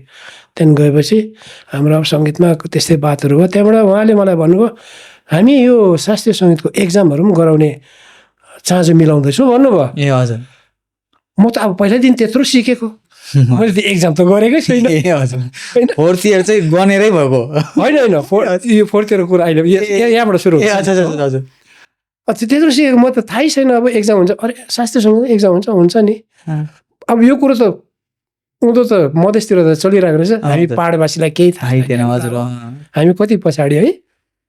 त्यहाँनिर अन्त गएपछि अब त्यो गुरुसँग अब क्लास गर्ने भनेपछि त मैले पनि अब एक्जाम त गर्नु पऱ्यो नि त होइन। एक्जाम गर्नलाई उहाँ पनि तवलजी नै हो, प्रताप सिंह उहाँ पनि, उहाँबाट पनि मैले सिक्नु थालेँ फेरि होइन। उहाँ पनि मेरो एकजना तेस्रो गुरुजी चाहिँ, तबलाको तेस्रो गुरुजी उहाँ हो। र उहाँबाट मैले सिक्नु थालेँ। र उहाँले मलाई त्यहाँनिर त्यो कमिटीको एक्जिक्युटिभ मेम्बर पनि बनाउनु भयो मलाई है। उहाँले पनि एकदम यति साह्रो, उहाँ चाहिँ खै के भन्नु अब, एकदमै उहाँ चाहिँ राम्रो मान्छे। उहाँले पनि एकदम कुनै एक पैसा नलिकन सिकाउने। उहाँले पनि त्यही हो, अब त्यत्रो टाढो हामी त सुनादाबाट जाने, लु भोक लाग्यो भने खाजा खाउँ न भने खाजा पनि खुवाउनु हुन्थ्यो होइन। त्यसरी सिकाउनु भयो। त्यहाँदेखि हामी त्यहाँ एक्जाममा फर्स्ट हामी त्यो गीतिकुञ्जबाट सबैभन्दा पहिलो एक्जाम दिने फर्स्ट ग्रुपमा चाहिँ म फर्स्ट हो एकदम। एउटा हाम्रो एउटा ग्रुप छ, अब त्यसमा तबला बजाउने 4-5 जना तबलामा होला, गायनमा 4-5 जना त्यस्तै होला, खालि त्यति मात्रै त्यति बेला हो है समयमा हामीले दियौँ। त्यहाँदेखि चाहिँ त्यो एक्जामको सुरु भयो होइन, सुरु भयो। अब यता मैले एक्जाम फोर्थ इयर त गरेँ, फोर्थ इयर त्यहाँबाट गरेँ, गरेपछि अब हाम्रोमा पनि केटाकेटी सिक्दैछ, सिकेपछि मैले तिनीहरूलाई पनि त्यो एक्जाम गराउनु पऱ्यो होइन। अब यो चाहिँ सुर तरङ्ग कसरी बन्यो भन्नेमा म जाँदैछु है अब है। अब हामी बिचरा बडा त अब एकजना बुढो मान्छे रिटायर भएर आएको मान्छे है। अब हामी त अब त्यति बेला जवान थियौँ, अब जोस पनि थियो होइन त्यति बेला। अनि मैले के गरेँ भने अब खरसाङमा गएर भने मैले त एक्जाम दिएँ, हाम्रो पनि स्टुडेन्ट छ सुनादामा, उनीहरूलाई पनि एक्जाम गराउनुपर्छ भन्दाखेरि हुन्छ फर्म लानुहोस् न भरेर ल्याउनुहोस् भनेर। त्यहाँदेखि मैले मेरो चाहिँ एउटा खै कसरी त्यो मलाई त्यो एउटा इन्ट्रेस्ट जाग्यो क्या। म आफै जान्थेँ, डाविल पुग्थेँ फर्म लिनु, त्यहाँदेखि फर्म लिएर आउँथेँ होइन। फर्म लिएर आएर त्यो अब केटा सबलाई भरायो, त्यसको फिजहरू कति उठायो अरे, त्यहाँदेखि फर्म र फिज बोकेर फेरि पुऱ्याउनु जान्थेँ डाविल। त्यति बेला गाडीको पनि त असुविधा थियो, कि ट्रकमा झुन्डिनु पर्थ्यो कि अब बस 1-2वटा कम्ती चल्ने बस पर्खिनु पर्ने है। र पनि मैले त्यो गर्थेँ क्या। त्यो कहाँबाट त्यो एक किसिमको त्यो खै त्यो आफै त्यस्तो मलाई भयो कसरी क्या। त्यहाँदेखि त्यो फर्म त बुझाएपछि फेरि अब एक्जाम हुन्छ नि त। अब रिटर्न एक्जाम हुन्छ पहिला होइन, थ्योरीको एक्जाम हुन्छ। त्यो रिटर्न एक्जामको लागि फेरि नानीहरूलाई लगेर खरसाङ जानु पऱ्यो, बसमा हालेर सबलाई लगेर जान्थेँ। त्यहाँदेखि लगेर अब त्यति बेला मसिनो गाडी पाउँदैन थियो, ड्राइभर जाने हिँडेर जानु पर्थ्यो, लगेर एक्जाम रिटर्न एक्जाम गराएर लिएर आएँ। फेरि ल्याएर घरमा ल्याएर फेरि घर पुऱ्याउनु पनि पर्ने अब होइन, त्यो नानीहरू ठेगाना पुगेन। त्यहाँदेखिको फेरि त्यसको पछाडि फेरि प्र्याक्टिकल एक्जाम हुन्छ अब होइन। त्यो प्र्याक्टिकल एक्जाममा फेरि उनीहरूलाई फेरि बोकेर लग्यो उहाँ खरसाङ लग्यो, फेरि एक्जाम गराएँ लिएर। यस्तो प्रकारले मैले उनीहरूलाई त्यो गराउँथेँ क्या। यसरी गराउँथेँ। मलाई अब त्यो आफै कसरी त्यो मलाई त्यस्तो किसिमको चाहना भयो, त्यस्तो इन्ट्रेस्ट भयो, म अहिले जान्दिनँ मलाई क्या। त्यसरी गर्थेँ, त्यो कुनै किसिमको मलाई त्यो पैसाको प्रलोभन पनि छैन होइन। त्यो क्या अब यस्तो के हुन्छ, अब सुर तरङ्ग हुन्छ भन्ने पनि थाहा छैन नि। त्यो खालि मलाई चाहिँ आफू पनि सिक्दैछु, अरूले पनि सिकोस् होइन, प्यासन है, प्यासन एउटा क्या, सिकोस् अब सिक्दै जाओस् न। अनिखेरि त्यहाँदेखि चाहिँ त्यही एउटा त्यो चाहिँ पछि चाहिँ त्यो धारणा मलाई भयो क्या। अब मैले जानेपछि यो कुरो चाहिँ हाम्रो मान्छेले पनि जान्नुपर्छ होइन, शास्त्रीय सङ्गीत भनेको त यस्तो रहेछ, यो कुरो त जान्नु पऱ्यो नि त भनेर त्यो चाहिँ मलाई एक किसिमको त्यो सोच आयो क्या। सोच आएपछि चाहिँ त्यसरी मैले सिकाउँदै पछि अलिक बेसी भयो नानीहरू बेसी भएपछि त्यहाँबाट अब सबलाई लगेर जानु पनि नसक्ने भयो। त्यहाँदेखि मैले अन्त खरसाङमा उहाँ गुरुजीसँग सल्लाह गरिकन होइन सुनादामै अब ब्रान्च खोल्नु पऱ्यो एउटा भनेर भन्दा अन्त खोल्नुहोस् न हुन्छ भनेर। खरसाङमा चाहिँ त्यति बेला चाहिँ गायनको लागि चाहिँ सिलगढीबाट एकजना गुरुजी बङ्गाली गुरुजी आउनुहुन्थ्यो, सूर्य रोय उहाँको नाम हो। उहाँको चाहिँ सिलगढीमा सङ्गीत भवन रहेछ। अनि त्यो खरसाङको जुन चाहिँ गीतिकुञ्ज छ त्यो सङ्गीत भवनकै ब्रान्च रहेछ क्या। त्यसो गरेर चाहिँ अब त्यहाँदेखि फेरि अब म त गीती गुन्जकै हामी त स्टुडेन्ट भएर सिक्यौँ पहिला होइन, सिक्दै थियौँ सिक्यौँ। म त अब गीती गुन्जैबाट गरेँ पुरै कम्प्लिट। त्यस पछाडि अब हाम्रो नानीहरूलाई पनि मैले लगेर गीती गुन्जबाटै गराएँ। त्यहाँदेखि पछाडि अन्त मैले अब सुनादामा खोल्नुपर्छ भनेपछि गुरुजीले त्यो अन्त मलाई सूर्य रोयलाई भेटाउनु भएर अन्त लु उहाँले सुनादामा खोल्छ भनेर भन्यो। अन्त मलाई भने गुरुजीले, प्रतापजीले भन्यो उहाँसँग सम्पर्क राख्नु सबै भइहाल्छ भन्यो। नभन्दै अब के भयो भने त्यो एउटा लक्की, हामी चाहिँ लक्की चाहिँ कस्तो भयो भने गीती गुन्ज चाहिँ अब मेरो अब मूल गुरुवर है, त्यो चाहिँ ब्रान्च। यता चाहिँ मैले चाहिँ सूर्य रोयसँग सम्बन्ध राखेर चाहिँ सूर्य रोयको घरमा म जान्थेँ। अब त्यसलाई एफिलिएसन गराउनु लाग्यो। सुरु तरङ्ग चाहिँ भयो यता है, एफिलिएसन गराउनु सूर्य रोयकोमा जान्थेँ। उहाँकोमा कोही बेला अब कोसेलीहरू पनि बोकेर जान्थेँ म। त्यो खै त्यो आफ्नो इन्ट्रेस्ट कसरी भयो त्यो कसरी है। त्यहाँदेखि हाम्रो त सुनादा त एकदम एफिलिएटेड सेन्टर भयो त डाइरेक्ट सिधै है सर, हाम्रो ब्रान्च छैन क्या, सिधै अब त्यसमा मैले पहिला अब सुरु तरङ्ग खोल्दाखेरि पनि भनौँ न अलिकति। त्यहाँदेखि अब सुरु तरङ्ग खोल्ने भएपछि बडासँग सल्लाह गरिकन हाम्रो जो सिक्दै गरेको हाम्रो भाइ बहिनीहरू थियो, अब मबाट त म त सिनियरै भइगयो होइन। त्यहाँदेखि भाइ बहिनीहरू थियो, त्यसमा हाम्रो अब पछिबाट सिक्ने रन्जित सुब्बा, शिलाबहादुर मोक्तान, कुन्ती मोक्तान है। अब यिनीहरू त्यहाँदेखिको कैलाश राई तल फुलबारीको है, राम्रो उहाँहरू गाउने। त्यहाँदेखिको हर्कबहादुर राई एकजना रम्बोकको, अनि हाम्रो सिबी लामा, जिडी कार्की है, उहाँहरूलाई मैले जम्मा गरेर चाहिँ एउटा कमिटी बनायौँ है। उहाँलाई भनेर कमिटी बनायौँ। कमिटी बनाएर त्यहाँनिर अलिक पोर्टफोलियोहरू पनि बाँड्यौँ। अलिक त्यहाँदेखि चाहिँ नाम के राख्ने भन्दा सुरतरङको एउटा हामीले अन्तमा चाहिँ सुरतरङ राख्यो। राखेपछि त्यसको जुन चाहिँ एम्बलम छ त्यो एम्बलम पनि मैले नै त्यो ड्र गरेको हो। त्यो पनि त्यो एम्बलम पनि हाम्रो त्यो चल्दैछ अहिलेसम्म छ है। त्यस्तो प्रकारले चाहिँ त्यहाँदेखि चाहिँ हाम्रो सुरतरङ चाहिँ एफिलिएटेड भएर चाहिँ यो चाहिँ भएको हाम्रो सिकाउनु त हामीले त अब 80देखि नै सिकाएको होला, तर एफिलिएसन चाहिँ हाम्रो 87तिर भयो होला, 87 भन्दैछ, 88तिर भएको। मसँगै बराबर रहेछौँ हामी उमेरमा, सुरतरङ र हामी बराबर रहेछौँ। त्यति बेला यो चाहिँ एफिलिएसन चाहिँ हामीले पाएको निकै बुढो। त्यहाँदेखि अब त्यो अब यसमा अलिकति जोडौँ न फेरि। त्यहाँदेखि हामीले सुरतरङ खोलेपछि चाहिँ हामीले अब कहीँ एउटा जग्गा त चाहियो हामीलाई होइन। अनि हामीले त्यो जग्गाको लागि कतिजनाको घरमा हामी किरायमा पनि गऱ्यौँ भने पहिला। तर पछि चाहिँ अब म अब स्कर्ट्स मिसिनमै एकजना शिक्षक भएको नाताले गर्दा चाहिँ स्कर्ट्स मिसिनमै कुरा गरेर त्यहाँ एप्लिकेसन गरिकन उनीहरूले नै मलाई एउटा लिखित रूपमा दिएको छ, त तिमीहरूले स्कुल चलाउन सक्छ भनेर होइन। हामीले स्कर्ट्स मिसिनमै हामीले पछि चाहिँ क्लास गर्नु थाल्यौँ। क्लास गर्नु थाल्यौँ। अब त्यो जग्गा पायौँ त्यहाँ हामीले। त स्कर्ट्स मिसिनलाई म आज पनि म धन्यवाद दिन चाहन्छु है। हामीले हुन त केही पनि होइन, अलिकति एउटा रिम्युनरेसन चाहिँ स्कुललाई फन्ड जस्तो वार्षिक एउटा फन्ड पनि दिन्छौँ हामी। त त्यो एकदमै नोमिनल छ, कम्ती है त्यो। अनि त्यस्तो प्रकारले हामीले स्कुलमा जग्गा पाएर चाहिँ सुरतरङ्ग चाहिँ अहिलेसम्म त्यो स्कर्ट्स मिसिनमै यत्रो वर्षसम्म चलिरहेकै छ। तर एउटा यो अब्जर्भेसन नि, शास्त्रीय सङ्गीत र अब अरू नर्मल लर्नर्सहरूको डिफ्रेन्स चाहिँ के हुँदो रहेछ भने शास्त्रीय सङ्गीत चाहिँ हामीले ट्रान्सफर गर्न सक्छौँ, सिकाउन सक्छौँ कि अरूले चाहिँ त्यो त्यसै सिकेकोले चाहिँ फेरि त्यो सिकाउनु नसक्ने रहेछ। त्यो पनि एउटा इम्पोर्टेन्ट एस्पेक्ट हो है। त्यो पक्का हो, एकदमै पक्का हो। त्यो त अब यस्तो नि ज्ञान छैन भने त के सिकाउनु र होइन। त्यो त के भनेदेखिको जस्तै अब हाम्रो गायक गायिकाहरूलाई के भन्छ, गीत गाउने मान्छेले जो कम्पोजर भन्छ, गीत कम्पोज गर्छ होइन, सङ्गीतकार हुन्छ, त्यसको अब त्यो लिरिसिस्ट हुन्छ होइन। अब त्यो उनीहरूले गीत बनाउँछ, गीत बनाएर त्यहाँदेखि त्यसमा अब त्यसको भित्र प्रिल्युड इन्टरल्युड भन्छ होइन, त्यो म्युजिकहरू पनि बनाउँछन् भने उनीहरूले बनाएपछि चाहिँ कसको अब कसलाई दिनुपर्छ गीत होइन, उसलाई दिन्छ नि। त्यो गाउने मान्छेलाई त उसले सिकाउँछ नि त। त्यो सङ्गीतकारले सिकाउँछ गीत चाहिँ तिमीले यो ट्युनमा गाऊ। उसले अब हामीले अहिले जनगणना गीत गाएको जस्तै हो, जनगणना गाउँदा गाउँदा जनगणना ट्युन आउँछ नि, त्यस्तै उनीहरूलाई पनि रटाउँछ। अब त्यो रटाउनु पर्यो अब होइन। त्यो सिकेपछि त्यो जो गाउने मान्छेले त सिकाउने कुरै आएन नि होइन र, सिकाउने त कुरै आएन। त्यही हो, सिकाउनु सक्दैन अहिले जुन चाहिँ सिकाउनु सक्दैन भन्ने कुरो चाहिँ त्यो हो। अब सङ्गीतकारहरू पनि जति हामी गीत बनाउने सङ्गीतकारहरू पनि अब यही शास्त्रीय सङ्गीत सिकेकाहरू छन् भनेदेखि उनीहरूले कहाँ के लागेन यसलाई, यहाँ मिड भन्छ होइन, त्यसमा तान भन्छ, यस्तो अब के लगाउनु पऱ्यो नि, कनहरू भन्छ, त्यसो लाउनु पऱ्यो, त्यसमा त्यो लाउनु सिकाउन सक्छ।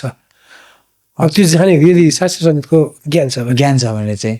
तर सर अहिले जुन चाहिँ हामीले एउटा रियालिटी हेर्दाखेरि अब अहिलेको प्रेजेन्ट सिनारियोमा सङ्गीत धेरै सुन्छौँ, धेरै किसिमको हाम्रोमा वेस्टर्नाइज इन्फ्लुएन्स पनि छ यो जग्गामा। सङ्गीत भनेपछि हामीले अरू चिज पनि सुन्छ, तर त्यसले गर्दाखेरि शास्त्रीय सङ्गीत अलिकति ब्याकफुट भएको जस्तो हुन्छ कि या त त्यसमाथि त्यति धेर इन्ट्रेस्ट नभएको जस्तो लाग्छ। र के रिजनले गर्दाखेरि चाहिँ त्यस्तो हुनसक्छ? यो एकदमै राम्रो प्रश्न हो। शास्त्रीय सङ्गीत चाहिँ के भनेदेखि चाहिँ सबैभन्दा पहिलोको त्यो शास्त्र हो। हजुर, शास्त्र पढ्नु पऱ्यो नि त। पढ्नु पऱ्यो। हजुर, शास्त्र पढ्नु त गाह्रै छ, पढ्नै हाल्छ। एउटा त त्यो गाह्रो पर त्यहाँ छ। अर्को कुरो सिक्नुको लागि यसलाई एकदम समयको आवश्यकता छ पहिलो, होइन? हजुर। अनि दोस्रो चाहिँ यसमा परिश्रम चाहिन्छ क्या। हजुर। अब के छ भने रियाज भन्छौँ नि हामी, जुन चाहिँ रियाज चाहिँ यो शास्त्रीय सङ्गीत सिक्दै जाँदा चाहिँ हामीले यसलाई प्रत्येक दिन यसलाई रियाज गर्नुपर्छ। हजुर, होइन? अभ्यास जुन चाहिँ अभ्यास भन्छौँ नि हामी नेपालीमा, है, त्यो अभ्यासको आवश्यकता छ क्या। प्रत्येक दिन अभ्यास गर्नु पऱ्यो त्यसलाई। मैले अब सा भन्दैछु भने मेरो सा चाहिँ अब एउटा बाजामा मैले हार्मोनियम मैले सा टिपेँ। हजुर। सा टिपेपछि त्यो चाहिँ मेरो त्यहाँ बसेकै बसेन, त्यो लाउनै गाह्रो छ नि त। त्यसको लागि चाहिँ मेरो अभ्यास चाहिन्छ, होइन? मैले तबलामा मैले ता बजाउँदैछु, ता बजाउँछु, ता टङ टङ हेरेर एउटा बोल छ ता भन्ने, होइन? ना भन्ने बोल छ, होइन? अब धा भन्ने बोल छ। अब त्यो बोल भनेको त बोली हो नि त। हामीले बोल्दाखेरि जुन चाहिँ बोली छ, हामीले स्पष्ट बोल्यौँ भने पो बुझ्छ त कसैले। हामीले स्पष्ट बोल्यौँ भने अलिकति लरबराएर बोल्यो भने त बुझ्दैन। त्यो बोल पनि त्यही हो, बोल तबलाको बोल पनि मैले ता भन्दैछु, त्यसले ता नै निकाल्नु पऱ्यो नि त। त्यो निकाल्नु चाहिँ कति गाह्रो छ त। अब त्यसको लागि त अभ्यास चाहियो नि त। यही हो, अब त्यो परिश्रम छ त्यहाँ, समय छ त्यहाँ, होइन? अभ्यास छ त्यहाँ। त्यो कुरो चाहिँ हामीले दिनु सक्दैनौँ क्या। अनि त्यसले गर्दाखेरि चाहिँ गाह्रो भएको त्यो हो। त्यो चाहिँ दिनु सक्दैनौँ हामी। फेरि अहिले के भएको छ भने अहिले आधुनिक एकदम इलेक्ट्रोनिक यो म्युजिकल इन्स्ट्रुमेन्टहरू निस्क्यो, होइन? त्यो निस्किएपछि के भएको छ भने अभ्यास गर्नै पर्दैन। हजुर, सजिलोसँग बस्छ नि त। हजुर, है। अब अहिले तबला जग्गामा एउटा प्याड भन्ने निस्केको छ, होइन? प्याडमा मादल पनि बज्छ, तबला पनि बज्छ, ड्रम पनि बज्छ, स्केल पनि मिलिहाल्छ, स्केल पनि सबै टङ सबै मिलिहाल्छ हो। अब त्यो ढ्याङ दुईवटा लठीले बजाएपछि सबै बजिहाल्छ। त्यसमा अभ्यासै गर्नु त्यति अलिक सिक्यो भने सिक्नु त पऱ्यो पहिला। त्यो तबलामा जतिको अभ्यास चाहिँ गर्नु पर्दैन क्या। अब जस्तै अब मैले तबला सिकेको आज अब बजाएको मैले 40-50 वर्ष भयो होला, है? आज मैले एक हप्ता तबला बजाएन भने मेरो हात चलोस् त के चल्दै अहिले पनि सधैँ प्र्याक्टिस गर्नु। अहिले मैले प्र्याक्टिस गर्नुपर्छ एभ्रिडे, झन्डै। तर अब म पहिला जुन प्रकारले अब जवानीमा त म 2 घन्टा 3 घन्टा प्र्याक्टिस गर्थेँ, होइन? एभ्रिडे। अब अहिले म त्यो गर्नु चाहिँ आज म 15 मिनट बजाएँ भने म थाकिहाल्छु। त्यसमा एकदम शारीरिक एनर्जीको पनि एकदम आवश्यकता छ क्या। गायनमा पनि त्यही हो, गायनमा पनि फोक्सोको पुरा काम छ नि त, होइन? अब त्यो तानहरू एकदम लामो तान गर्नुलाई बहुत साह्रो छ क्या। त्यसले गर्दा यसमा अब शारीरिक उयो पनि क्षमता पनि आवश्यकता छ, होइन?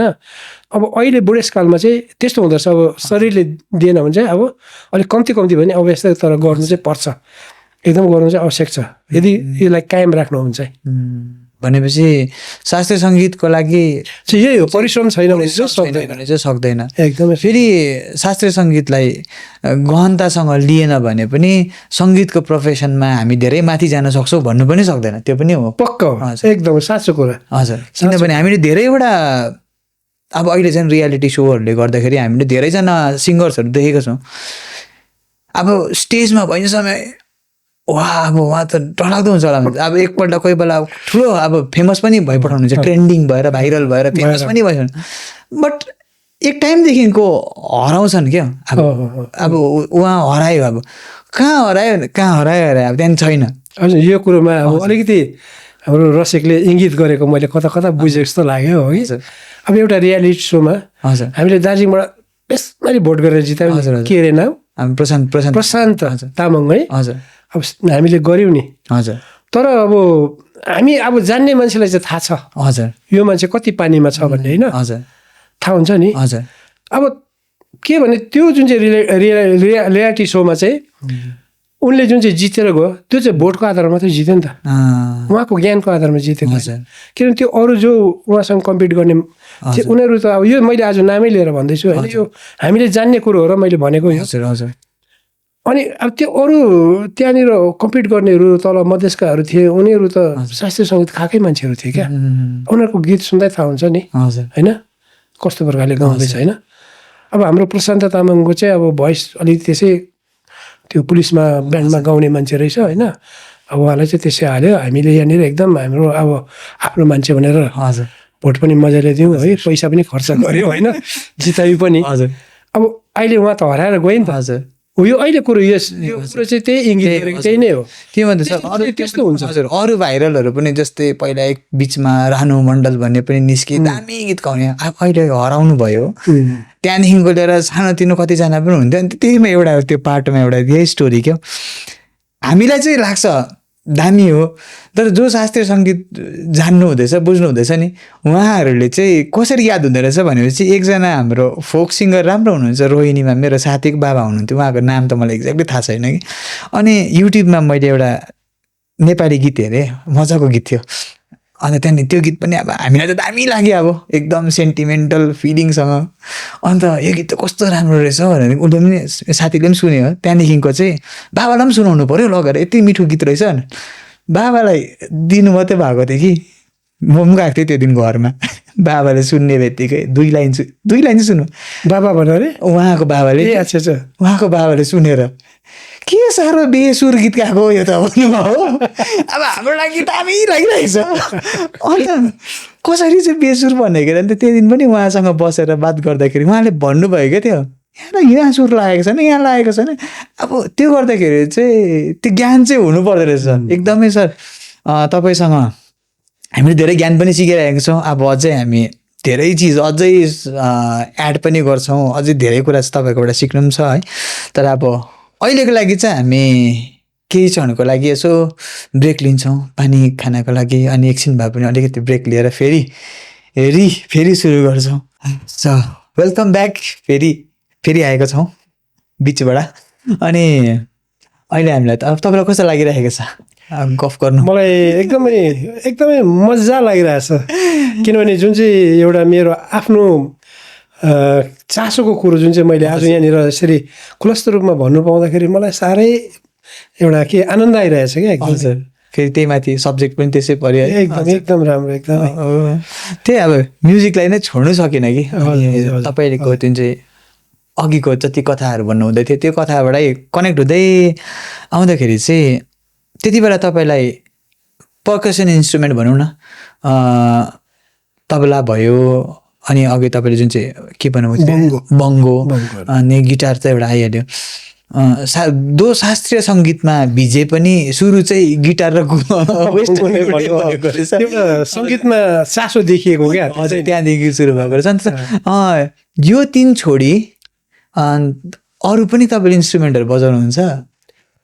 र यसमा अब यो जुन चाहिँ शास्त्रीय सङ्गीत भन्दाखेरि हजुर मैले अब त्यसरी सङ्गत गर्दा गर्दा मलाई त्यो शास्त्रीय गायन पनि मैले त्यहाँ अलिकति सुनेर धेरै थोर सिक्ने मौका पाएँ क्या। हजुर हजुर। त त्यसो गर्दाखेरि चाहिँ पछि चाहिँ के भयो भने मैले हाम्रो जेसीबाट जुन गुरुजी जेसी राई हुनुहुन्थ्यो उहाँबाट मैले अब रागहरू पनि मैले अलिक सिकेर मैले त्यसको पनि मैले परीक्षा दिएँ मैले क्या, परीक्षामा बसेँ म।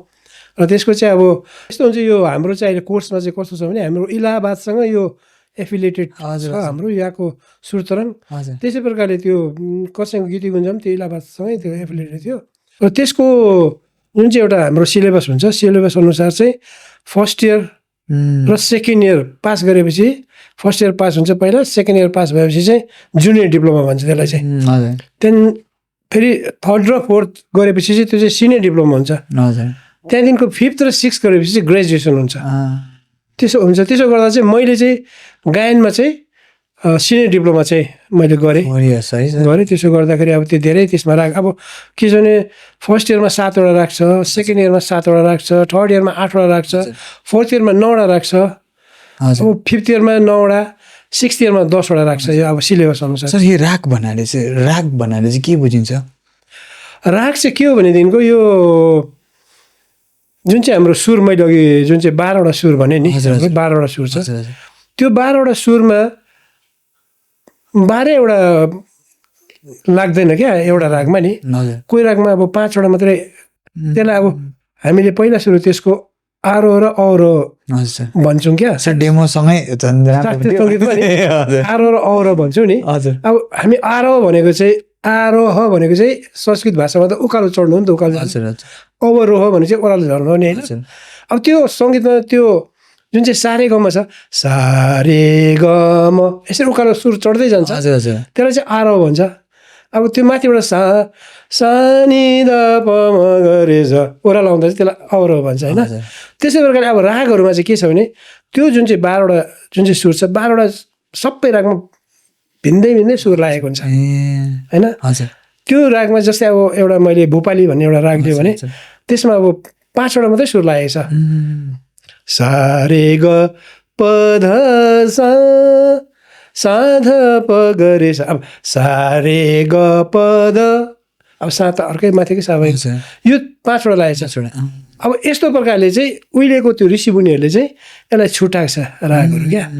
त्यस कारणले गर्दा त्यो जतिवटा राग छ रागमा कुनै रागमा पनि त्यो सुर एउटै लाग्दैन, लाग्ने एउटै सुर लाग्ने पनि छ, तर त्यसको त्यो चलन भन्छ, रागको चलन हुन्छ क्या, त्यसलाई चाहिँ गाउने तरिका चलन, त्यसको अब त्यसमा वादी सम्वादी हुन्छ है। वादीमा भनेको त्यसको मुख्य सुर, सम्वादी भनेको सेकेन्ड सुर। अब त्यो एउटा रागमा त्यो वादी सुरलाई बेसी हामीले प्रयोग गर्छौँ, सम्वादी सुरलाई अलिक कम्ती गर्छौँ, त्यहाँदेखि अरू चाहिँ साधारण गर्छौँ। त्यसो गर्दा त्यो एउटै सुर लाग्यो भने यो मैले अहिले 5वटा सुरको गरेँ, 5वटा सुरको अर्को पनि राख्छ एउटा होइन, तर त्यसमा त्यो वादी सम्वादी अलग्गै हुन्छ, त्यसको चलन अर्कै हुन्छ। भनेपछि राग चाहिँ भयो, राग चाहिँ एउटा गीतै हो तर त्यसको नियम हुन्छ भनौँ न। त्यसमा 5वटा लाग्यो भने भूपालीमा 5वटा लाग्यो भने 5वटा मात्रै सुर लाग्यो, होल गीतमा 5वटादेखिको अरू लाग्दैन। भूपालीमा 5वटा दिन बाहिर जानै हुँदैन। हजुर जानै हुँदैन। हो त्यही चाहिँ त्यो अब त्यो भूपालीमा अब मैले अर्को सुर लगाएँ कि त्यो बिग्रिहाल्यो त्यो अर्को भयो। भनेपछि हरेक रागमा त्यसरी नै डिफ्रेन्स हुन्छ। डिफ्रेन्ट सर अन्त मेन डिफ्रेन्स चाहिँ के हुन्छ रागमा? जस्तै भूपाली भनौँ या त यमन भनौँ है, अब रागहरू थुप्रो छ होला अरू पनि, मैले नाम सुनेको जतिमा दरबारी है, कोही कोही बेला त्यो गजलहरू सुन्दाखेरि सुनेकै नि, दरबारी राग मेघ भनेको त तानसेनले एकदम बजाएर पानी पार्नु। यो रागहरूमा डिफ्रेन्सेस चाहिँ सर के हुन्छ कि सुरले मात्रै डिफ्रेन्स हो कि अरू केही चिजको पनि डिफ्रेन्स हुन्छ? सुरले नै डिफ्रेन्स त सुरै हो नि, मेन मुख्य चाहिँ सुरै हो होइन। हजुर अब त्यसमा 10वटा ठाट छ। हजुर 10वटा ठाटमा एउटा ठाटमा अब कतिवटा राग त्यसले सिर्जना गरेको छ। हजुर एउटा ठाटमा कुन कुन सुर लाग्छ त्यो सुर अनुसार एउटा ठाट निर्धारित गरिएको छ क्या। हजुर एउटा ठाटलाई निर्धारित गरिएको छ। अब त्यो ठाटमा त्यो सुरहरू लाग्ने चाहिँ फेरि राग हुन्छ। फेरि हजुर ठाटको ब्रान्च चाहिँ रागहरू, त्यो 10वटा ठाट छ।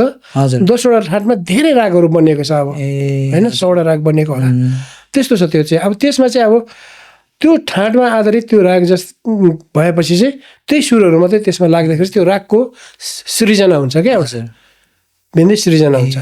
भनेपछि जसले चाहिँ सिकेको छ उनीहरूले चाहिँ त्यो गीत बज्दाखेरि ए यो राग हो भने चाहिँ आइडेन्टिफाई गर्न सक्छ। एकदम। अब यो जुन चाहिँ रागको कुरो छ, अहिले रागको कुरा गर्दा एउटा कुरो मलाई के याद आयो भने जस्तै मैले एउटा आधुनिक गीत बनाउनु पर्यो भने मैले रागमा आधारित पनि बनाउन सक्छु। त्यो मैले यो अब जस्तै भूपाली अहिले गाएँ, त्यो भूपालीको मैले त्यो सुरहरूलाई लिएर मात्रै त्यो गीतमा मैले ट्युनिङ गर्नु सक्छु। भनेपछि धेरै गीतहरू त्यस्तो पनि छ, धेरै रागमा आधारित गीतहरू प्रशस्त छ। त्यो रागमा आधारित भएको गीतहरू चाहिँ अलिकति त्यसमा मिठास पनि हुन्छ जस्तो लाग्छ मलाई नि। सर एउटा इक्जाम्पल कुनै जस्तै हामीले राग बेस्ड र यो आधुनिक गीत त्यस्तो छ भने सर कुनै गीत तपाईँ? राग बेस्ड त थुप्रो छ, म अहिले तुरन्तै चाहिँ म भन्नु सकिनँ मैले है। राग बेस्ड थुप्रो छ, त्यस्तो धेरै नै छ, थुप्रो छ। हजुर हाम्रो नेपालीमा पनि त्यस्तो राग बेस्डहरू थुप्रो गीतहरू छ, तर त्यो चाहिँ हिन्दीमा त एकदम प्रशस्त मात्रामा नै छ। एकदम प्रशस्त मात्रामा छ। भनेपछि त्यो चाहिँ हामीलाई शास्त्रीय सङ्गीतको ज्ञान छ भने चाहिँ त्यो आइडिया सक्छ एकदमै। अब यस्तो प्रकारले अघिको कुरालाई अलिक जोडेर ल्याउँछ। अब हजुर अब त्यसमा अघि कुन कुन इन्स्ट्रुमेन्ट भन्दाखेरि मैले भाइलिन पनि गरेँ। हजुर हजुर भाइलिन पनि गरेको छु। भाइलिनमा चाहिँ अब त्यसलाई चाहिँ हामीले हिन्दीमा चाहिँ बेला भन्छ नि, बेला भन्छ, त्यो बाजालाई बेला भन्छ होइन। बेलामा चाहिँ मैले हाम्रो एकजना गुरुजी यहाँ सिलगढीको हुनुहुन्थ्यो, हजुर रमेश, उहाँ नेपाली नै हो, रमेश छेत्री। हजुर बागडुग्रा, उहाँको घर चाहिँ बागडुग्रा हो।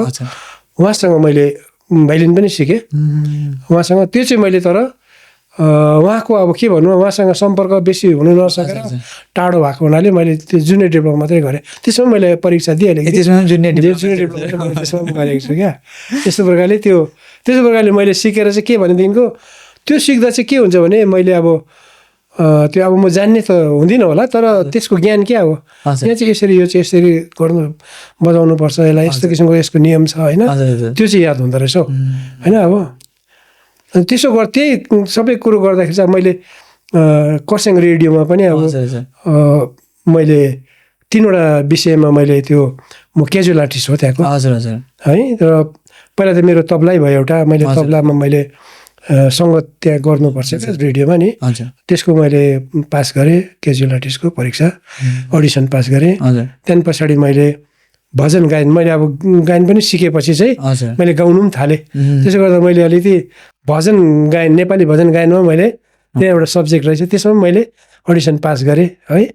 त्यहाँदेखि अर्को चाहिँ मैले नाटकमा गरेँ क्या। अब नाटकमा चाहिँ किन गरेँ भने हाम्रो जवानीमा चाहिँ सुनादामा हामी नाटकहरू एकदम बेसी मात्रामा गर्थ्यौँ। त्यसो गर्दा चाहिँ त्यो नाटकमा पनि मेरो अलिकति चासो भएको हुनाले मैले खरसाङ रेडियोमा नाटकमा पनि मैले अडिसन पास। भनेपछि सृजनात्मक क्षेत्रमा चाहिँ सर अलराउन्डरै हो झन्डै। हजुर, अब त्यसो भन्दा हुन्छ होला, अब म कहाँसम्म छु। म्युजिक पनि भइहाल्यो है सर, अनि नाटक पनि भइहाल्यो, अन्त साहित्यमा चाहिँ के छ सर तपाईँको? अब त्यही अब सृजनामा एउटै पक्ष मात्रै रह्यो अब है साहित्य। सर साहित्यमा पनि तपाईँको छ? साहित्य चाहिँ यस्तो छ, अब म साहित्यिक चाहिँ होइन। हजुर हजुर। अब त्यस्तो प्रकारले कुनै अब किताबहरू प्रकाशित गर्नु मैले अहिलेसम्म गरेको छुइनँ। हजुर हजुर। तर लेख्नु चाहिँ म लेख्छु क्या, मेरो अब एउटा शैली, आफ्नै शैली छ। कि लेखनमा शैली है, विभिन्न लेखकको आफ्नो आफ्नै शैली हुन्छ है। र अब कसैको त्यो विधा पनि आफ्नो आफ्नो हुन्छ, कसै अब नाटक विधामा छन्, कोही कथा विधामा छन् है, कोही केमा छन् है, कोही एसे विधाहरू हुन्छ, त्यस्तोहरूमा छन्।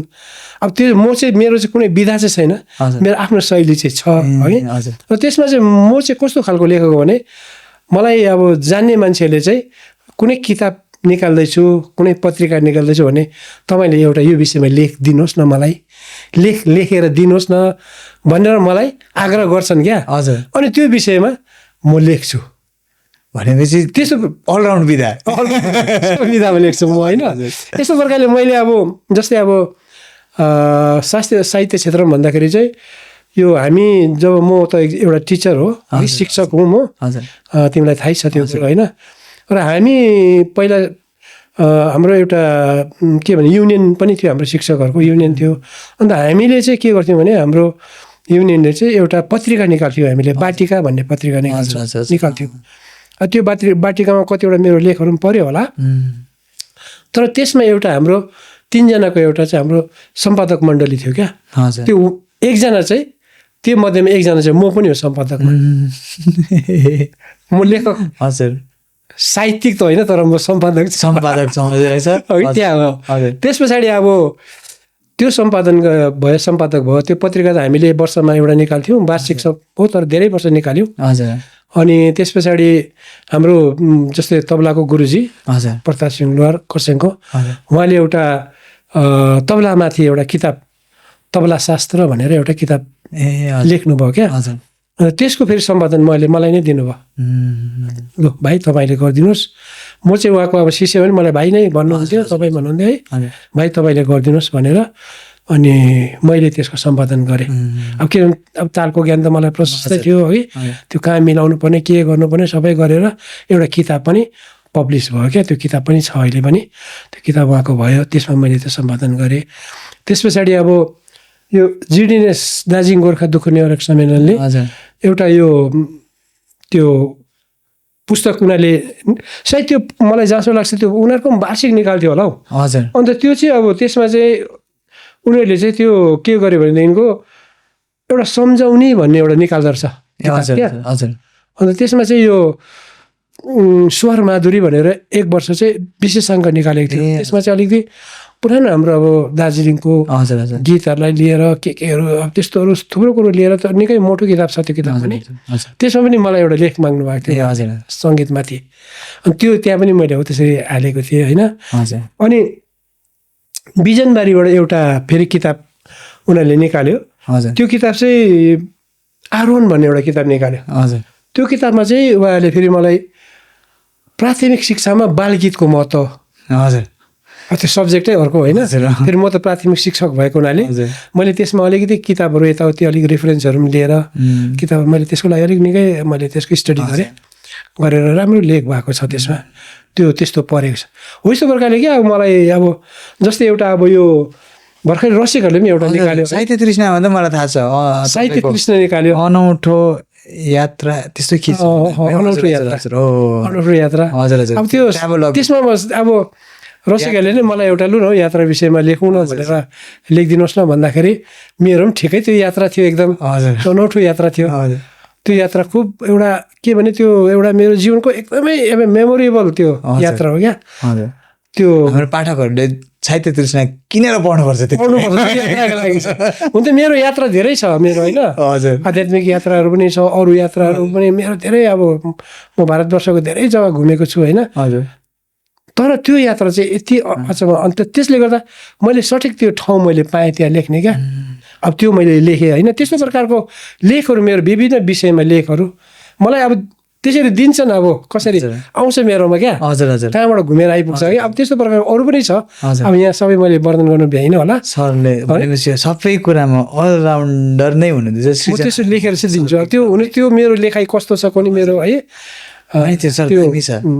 हो त्यस्तो प्रकारले चाहिँ अब म चाहिँ त्यो प्रकारको म चाहिँ लेखक अब साहित्यिक चाहिँ हुँ भनौँ न।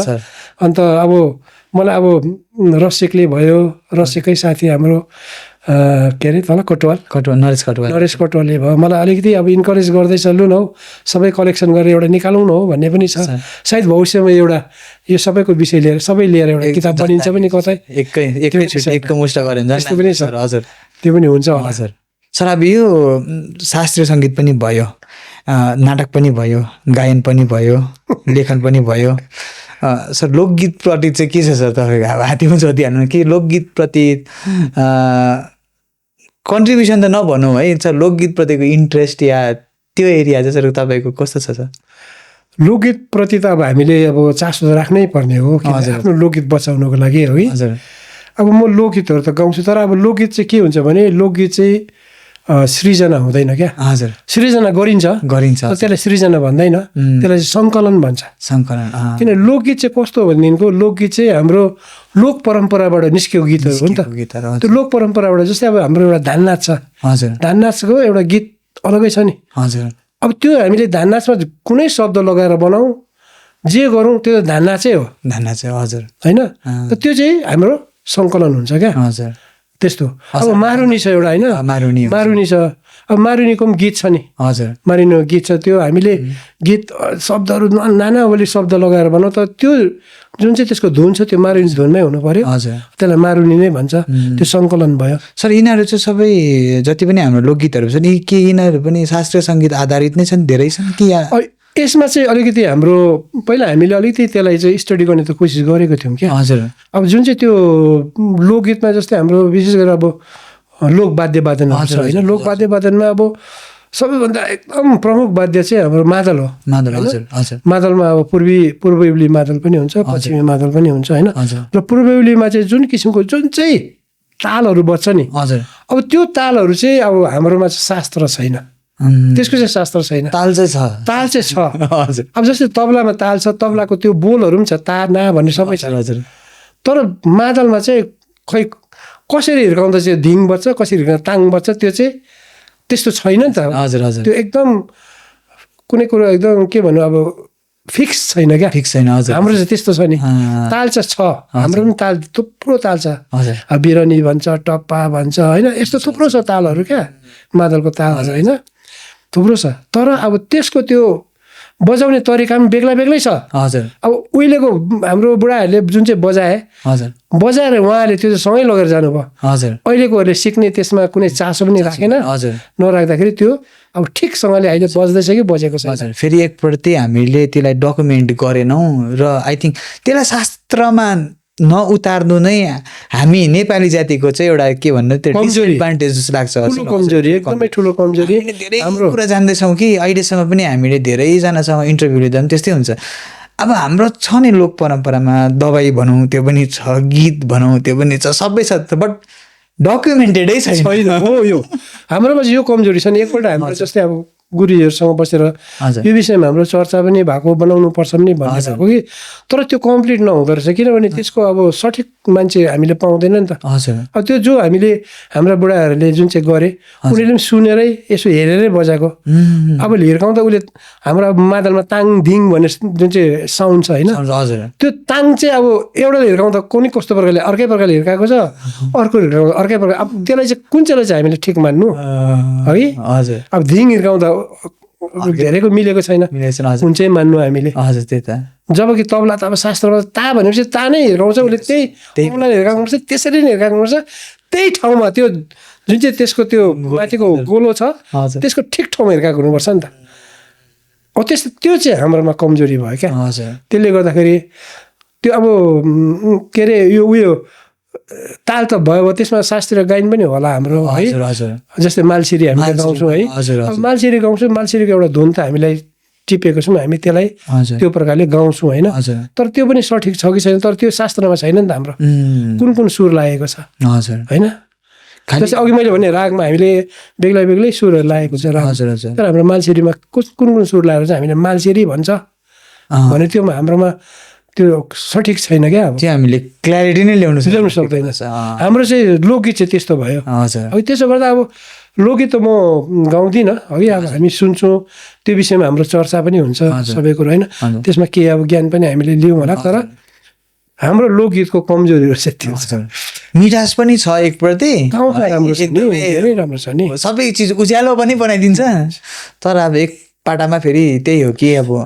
यसमा हाम्रो एकजना हाम्रो कालिम्पोङ हुनुहुन्छ काजी सिंह काजी सिंह भन्ने एकजना हुनुहुन्छ अब हामीभन्दा अब हाम्रो म दाजु भन्छु उहाँलाई उहाँले मादलमाथि एउटा अनुसन्धान गरेर किताब त लेख्नु भएको छ हो त्यसमा केही मात्रामा चाहिँ छ केही मात्रामा छ तर त्यो उहाँले अब उहाँ पनि एउटा मादलमा राम्रो ज्ञान भएको मान्छे हो है त्यसो गर्दा उहाँले लेख्नु त भएको छ किताब एउटा राम्रो लेख्नु भएको छ र त्यसले हामीलाई अलिकति सहयोग चाहिँ पुऱ्याएको छ र त्यो माथि चाहिँ अब अझै अनुसन्धान भएर त्यसलाई अझै बढाउँदै लाने चाहिँ काम चाहिँ भएको चाहिँ छैन अहिले चाहिँ अब त्यस्तो भइरहेछ सर अब अलिकति सिरियस टक्समा भने चाहिँ serious talks in the sense त्यस्तो पनि होइन कि अब हामीले अहिलेसम्म सङ्गीतको बारेमा धेरै चिजहरू बात पनि गऱ्यौँ है अन्त सुन्दैछौँ तर अब हामीले एउटा डेफिनेसन गर्नुपर्ने हुन्छ नि सङ्गीत भन्नाले चाहिँ के बुझिन्छ लाइक म्युजिक भन्नाले त सबैको माइन्डमा धेरैवटा डिफ्रेन्ट डेफिनेसन्स हुनसक्छ नि अब कसैले सङ्गीत भन्यो भने गीत गाउनु बजाउनु अब के हुन्छ अब है तर अब कतिजना अहिले अब नयाँ फर्मेटहरूमा पनि कति नयाँ नयाँ चिजहरू आइसकेको छ अब कच्चा बदामहरू पनि सङ्गीत भइरहेको छ होइन अब लाइक सङ्गीत भन्नाले चाहिँ त्यसलाई कसरी डिफाइन गरिन्छ सङ्गीतको डिफिनेसन त अब सबैको आफ्नो नै छ अहिले भनेको जस्तै हो कि अब कसैले भन्छ वाद्यवादन नृत्य र गायन मिलेर चाहिँ सङ्गीत हुन्छ अरे होइन अब त्यसलाई पनि मान्नै पर्यो ठिकै होला अब कसैले भन्छ उनीहरूको अब भिन्नै प्रकारको भनाइ अब है अब त्यस्तो धेरै किसिमको छ क्या भनाइ नि अब एउटा भनाइ चाहिँ अब मेरो भनाइमा चाहिँ एउटा मेरो भनाइमा एउटा चाहिँ के छ भने अघि मैले भने सुर ताल र लय यो तिनटाको मिश्रणलाई चाहिँ सङ्गीत भन्छु म एउटा है अनि अर्को चाहिँ सङ्गीतको अब जुन चाहिँ शब्द जुन चाहिँ सङ्गीत यो मेरो आफ्नो स्टडी कुरा है यो छैन कहीँ किताबमा पाउँदैन सायद अरूले मसँग सायद मेल पनि नखाला तर मेरो आफ्नो विचार मात्रै मैले राखेको मैले क्या म चाहिँ के भन्छ सङ्गीत चाहिँ शब्द चाहिँ कहाँबाट आयो भन्दा चाहिँ सङ्गतबाट आयो होला जस्तो लाग्छ मलाई क्या सङ्गत किनभने सङ्गीत चाहिँ सङ्गत बिना चाहिँ सङ्गीतै हुँदैन हगि जस्तै अब म एउटाले तबला मात्रै बजाएँ त्यो के हो है एउटाले त्यसै हा गरे गायो अरे तर अब त्यो गाउनेसँग एउटा तबलाले सहायता गर्छ उता अरू वाद्यवासी गिटार भनौँ सितार भनौँ होइन ड्रम भनौँ यस्तोले वाद्यवादनहरूले सहायता गर्छ नि सङ्गत त्यसलाई भन्छ सङ्गत होइन त्यो सङ्गतले गर्दा चाहिँ त्यो सङ्गतबाट चाहिँ सङ्गीत भएको होला भन्ने चाहिँ मलाई लाग्छ क्या भने सबैलाई अलग अलग राख्यौँ भने मिठो पनि हुँदैन त्यो कम्प्लिट हुँदैन हजुर मिठो पनि सुन्दैन या त कम्प्लिटै हुँदैन त्यो सँगै जोडिदिउँ भने त्यही अब दामी भएर जान्छ एकदमै राम्रो भएर जान्छ नि अब जस्तै अब शास्त्रीय सङ्गीतमा अब जस्तै ठुल्ठुलो उस्तादहरूले अब गायन गाउँछन् है। हजुर अब उसले गाउँदाखेरि त उसले गाएर मात्रै त त्यो प्रोग्राम नै हुँदैन नि हजुर है। चाहियो नि फेरि सबै कुरा त्यहाँनिर ताल त चाहियो तालले गर्छ हजुर त्यो बाहेक त्यहाँनिर उसलाई हार्मोनियम या सितार चाहिन्छ होइन।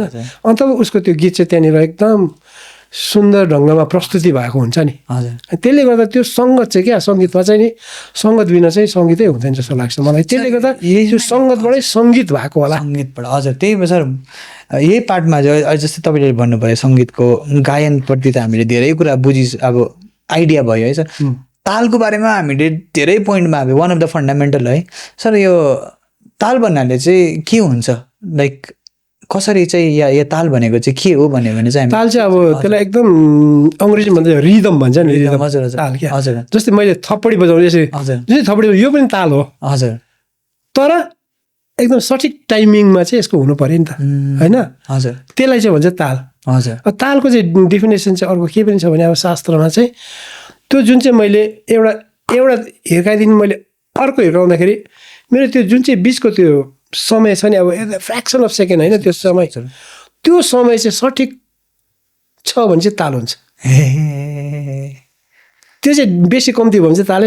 अब मैले अब यो यहाँबाट यहाँ पुग्नु पऱ्यो मेरो सधैँ यति नै हुनु पऱ्यो यो चाहिँ ताल एउटा ताल भयो होइन। अब मैले एक ताल बजाउँदा एक ताल बजाउँदा यति चाहिँ भयो भने ताल भएन। अब मेरो अर्को ताल चाहिँ मेरो यति छोटो छ भने यतिमै म बसिरहेको हुनुपर्छ यतिभित्रै यो चाहिँ ताल हो क्या। तालमा फेरि सबै बोलहरू पनि हुन्छ सर यसको। अब ताल एकदम बोलहरू हुन्छ जस्तै त्यसै हुन्छ है। ताल र सुर पनि मिल्नुपर्छ तालमा है। अब पहिला चाहिँ ताल म भनौँ ताल चाहिँ के भनेदेखिको तालको बोलहरूमा चाहिँ जस्तै अब म त तबलाको एउटा है मैले शिक्षा लिएको हुनाले तबलाकै अब तबला नै हो तालको मुख्य वाद्य पनि अब तबलै हो। हुन त अब पखवाज पनि हो पहिलाको पुरानो पखवाज हो है। पछिको अब तबला त एकदमै मिठो वाद्य पनि हो।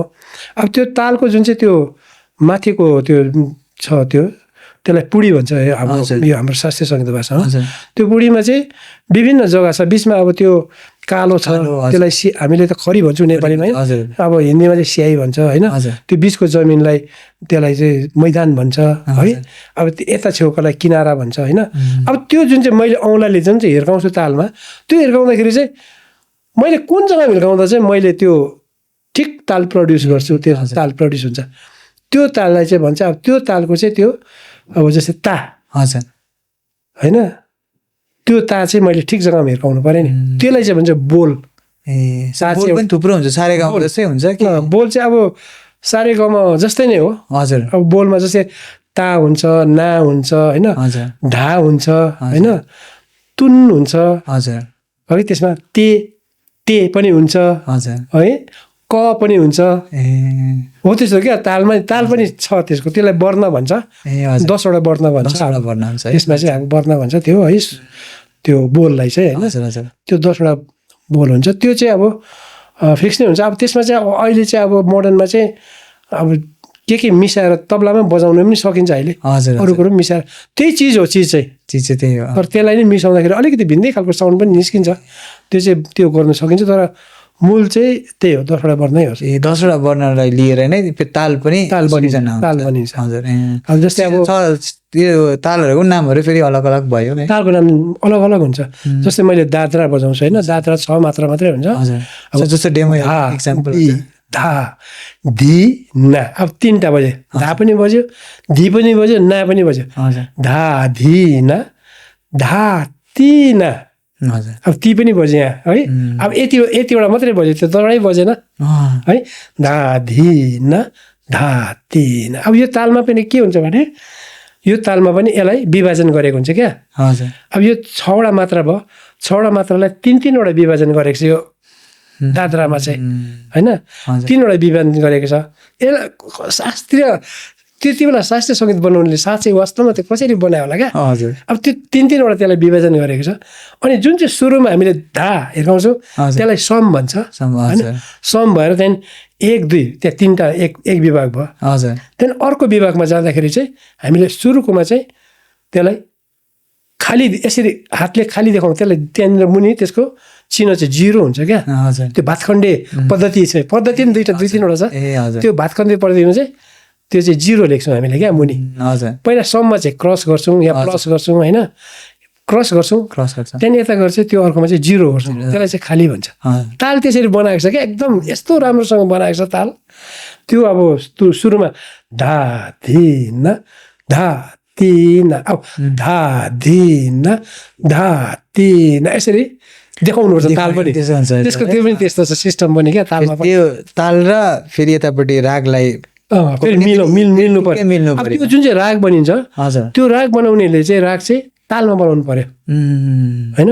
जस्तै अब 3 ताल 16 मात्राको एउटा 3 ताल छ, प्राय एकदम 3 ताल चाहिँ अब एउटा मदर तालै भन्छ त्यसलाई होइन, एउटा एकदम एकदम शास्त्रीय सङ्गीतमा प्रशस्त मात्रामा चल्ने ताल हो, सबैभन्दा बेसी चल्ने ताल।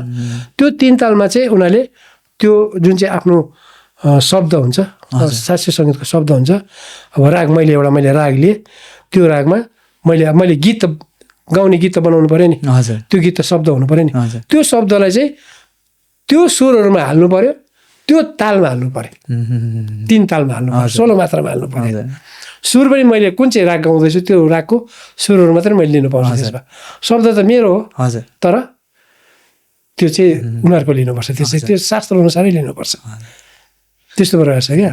किनभने जति पनि हाम्रो आधुनिक सिङ्गर्सहरू हुनुहुन्थ्यो, अब म्युजिसियनहरू इक्जाम्पल AR रहमानै लिउँ न, AR रहमानले पनि एक पार्टमा चाहिँ एक जग्गामा भन्नुभएको थियो कि त्यो सङ्गीतको जुन चाहिँ एउटा नियम हुन्छ त्यही नियमको परिधिभित्र मात्रै बसिरह्यौँ भने चाहिँ हामीले अझै नयाँ सङ्गीत सृजना गर्न सक्दैनौँ भनेर भन्नुभएको थियो। तर त्यो सँगसँगै अब अर्को कुरा पनि उहाँले राम्रो जोड्नु भएको थियो क्या, त्यसमा चाहिँ के भन्नुभएको थियो भने सङ्गीतको नियमलाई तोड्नुपर्छ हामीले, त्यहाँदेखि मात्रै हामीले अझै नयाँ नयाँ चिज बनाउन सक्छौँ। तर त्यसको लागि फेरि सङ्गीतको नियम चाहिँ जानेको हुनु पऱ्यो नि है, नत्र कसरी तोड्नु फेरि होइन। यो कुरो हुन त अब उहाँको आफ्नै विचार होला है, होइन सङ्गीत त सिक्नुको लागि त शास्त्रीय सङ्गीतै सिक्नुपर्छ। अब मेरो त्यो ध्येय पनि त्यही नै हो, किनभने शास्त्रीय सङ्गीत मैले त अब यताउति सिकेँ होइन, सिकेपछि त अब मलाई पनि लाग्यो हाम्रो नानीहरू चाहिँ शास्त्रीय सङ्गीत चाहिँ जान्नै पर्ने रहेछ होइन, सिक्नु पर्ने रहेछ भन्ने लागेपछि नै त्यहाँ सिकाउनु थालेको।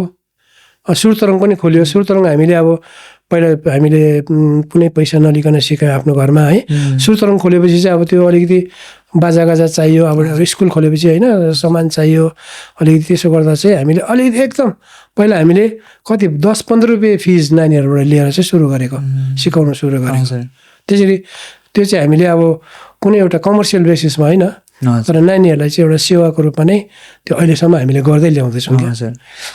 सो भनेपछि जुन चाहिँ हामीले यो सङ्गीतको पाटामा एकप्रति हेऱ्यौँ भने हामीले कसैलाई पनि एक जग्गामा त्यो इन्ट्रेस्ट जगाउनु पर्छ भने चाहिँ आई थिङ्क मलाई लाग्छ कि उनीहरूलाई यसको बारेमा अलिकति भए पनि ज्ञान दिनु। अब जस्तै इन्भाइरोमेन्टको पनि वातावरणको पनि एकदमै इम्पोर्टेन्ट खेला हुन्छ होला जस्तो लाग्यो यो चिजमा चाहिँ। पक्का हो, एकदमै वातावरण चाहिन्छ नि। त्यो वातावरणको भूमिका बिना त त्यो चिजै क्रिएट हुँदैन र आई थिङ्क त्यो वातावरण चाहिँ हाम्रो यहाँ धेरै कमी भइरहेको छ।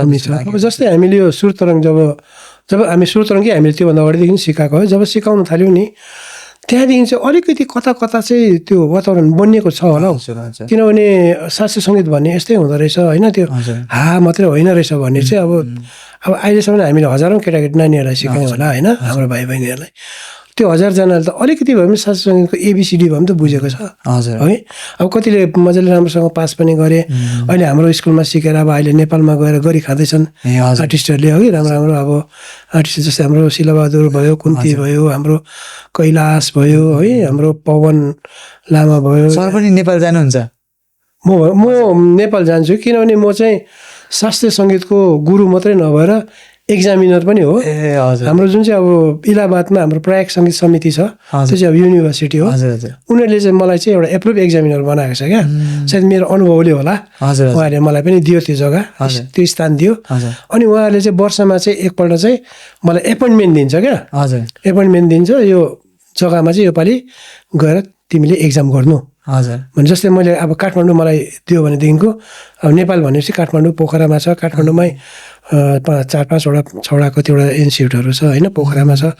अन्त मैले त्यो एउटा ट्रिप दिएपछि उनीहरूले मलाई त्यो सेन्टरहरूको नाम जम्मैको दिन्छ। अनि मैले तिनीहरूसँग सम्पर्क राखेर चाहिँ मैले सेन्टरसँग कुन तारिकमा कुन सेन्टरमा गर्नुपर्ने भनेर म त्यहाँ पुग्छु क्या। त्यसरी पुग्छु। अब नेपालमा यसरी जाँदाखेरि चाहिँ अहिले त्यही कुराहरू भयो, हाम्रो केटाकेटीहरू त्यहाँ छन् है, र उनीहरूले त्यहाँ गरेर खाइरहेको छ। नेपालमा धेरै स्टुडेन्ट्सहरू पनि छन् शास्त्रीय सङ्गीतका।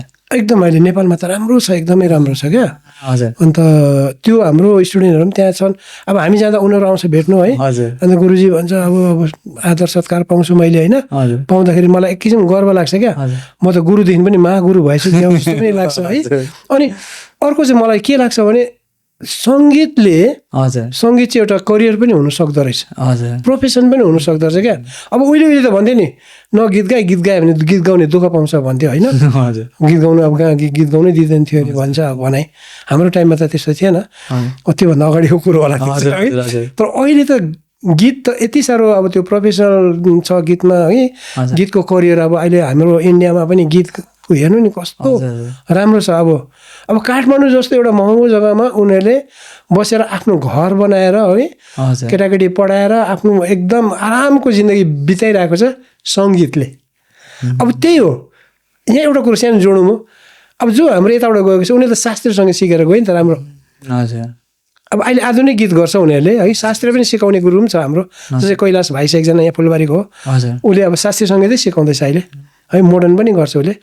तर मोडर्न गर्नेहरू छ नि, त उनीहरू मोडर्न किन राम्रो गर्छ नि त? शास्त्रीय सङ्गीतले गर्दा हो नि त।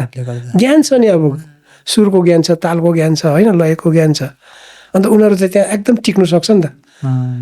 यस्तो कम्पिटेटिभ जमानामा होइन, कम्पिटिसन छ अहिले यस्तो युगमा। त्यो उनीहरू त्यही कारणले गर्दा चाहिँ यो शास्त्रीय सङ्गीतको अब प्रमुखता चाहिँ त्यहाँ पनि छ। सर एकदम महागुरु, नेपालमा पनि महागुरु। अच्छा, अन्त सर तपाईँलाई त्यो नेपालको शास्त्रीय सङ्गीतको इन्भाइरोमेन्ट, वातावरण र हाम्रो यहाँ दार्जिलिङ भेग या सिक्किम भेगको यो इन्भाइरोमेन्टमा अलिक डिफ्रेन्स लाग्छ कि अलमोस्ट एउटै हो? डिफ्रेन्स भन्नाले त्यो जग्गामा अलिक एनर्जी धेर छ कि या यो जग्गामा? एकदम राम्रो प्रश्न है।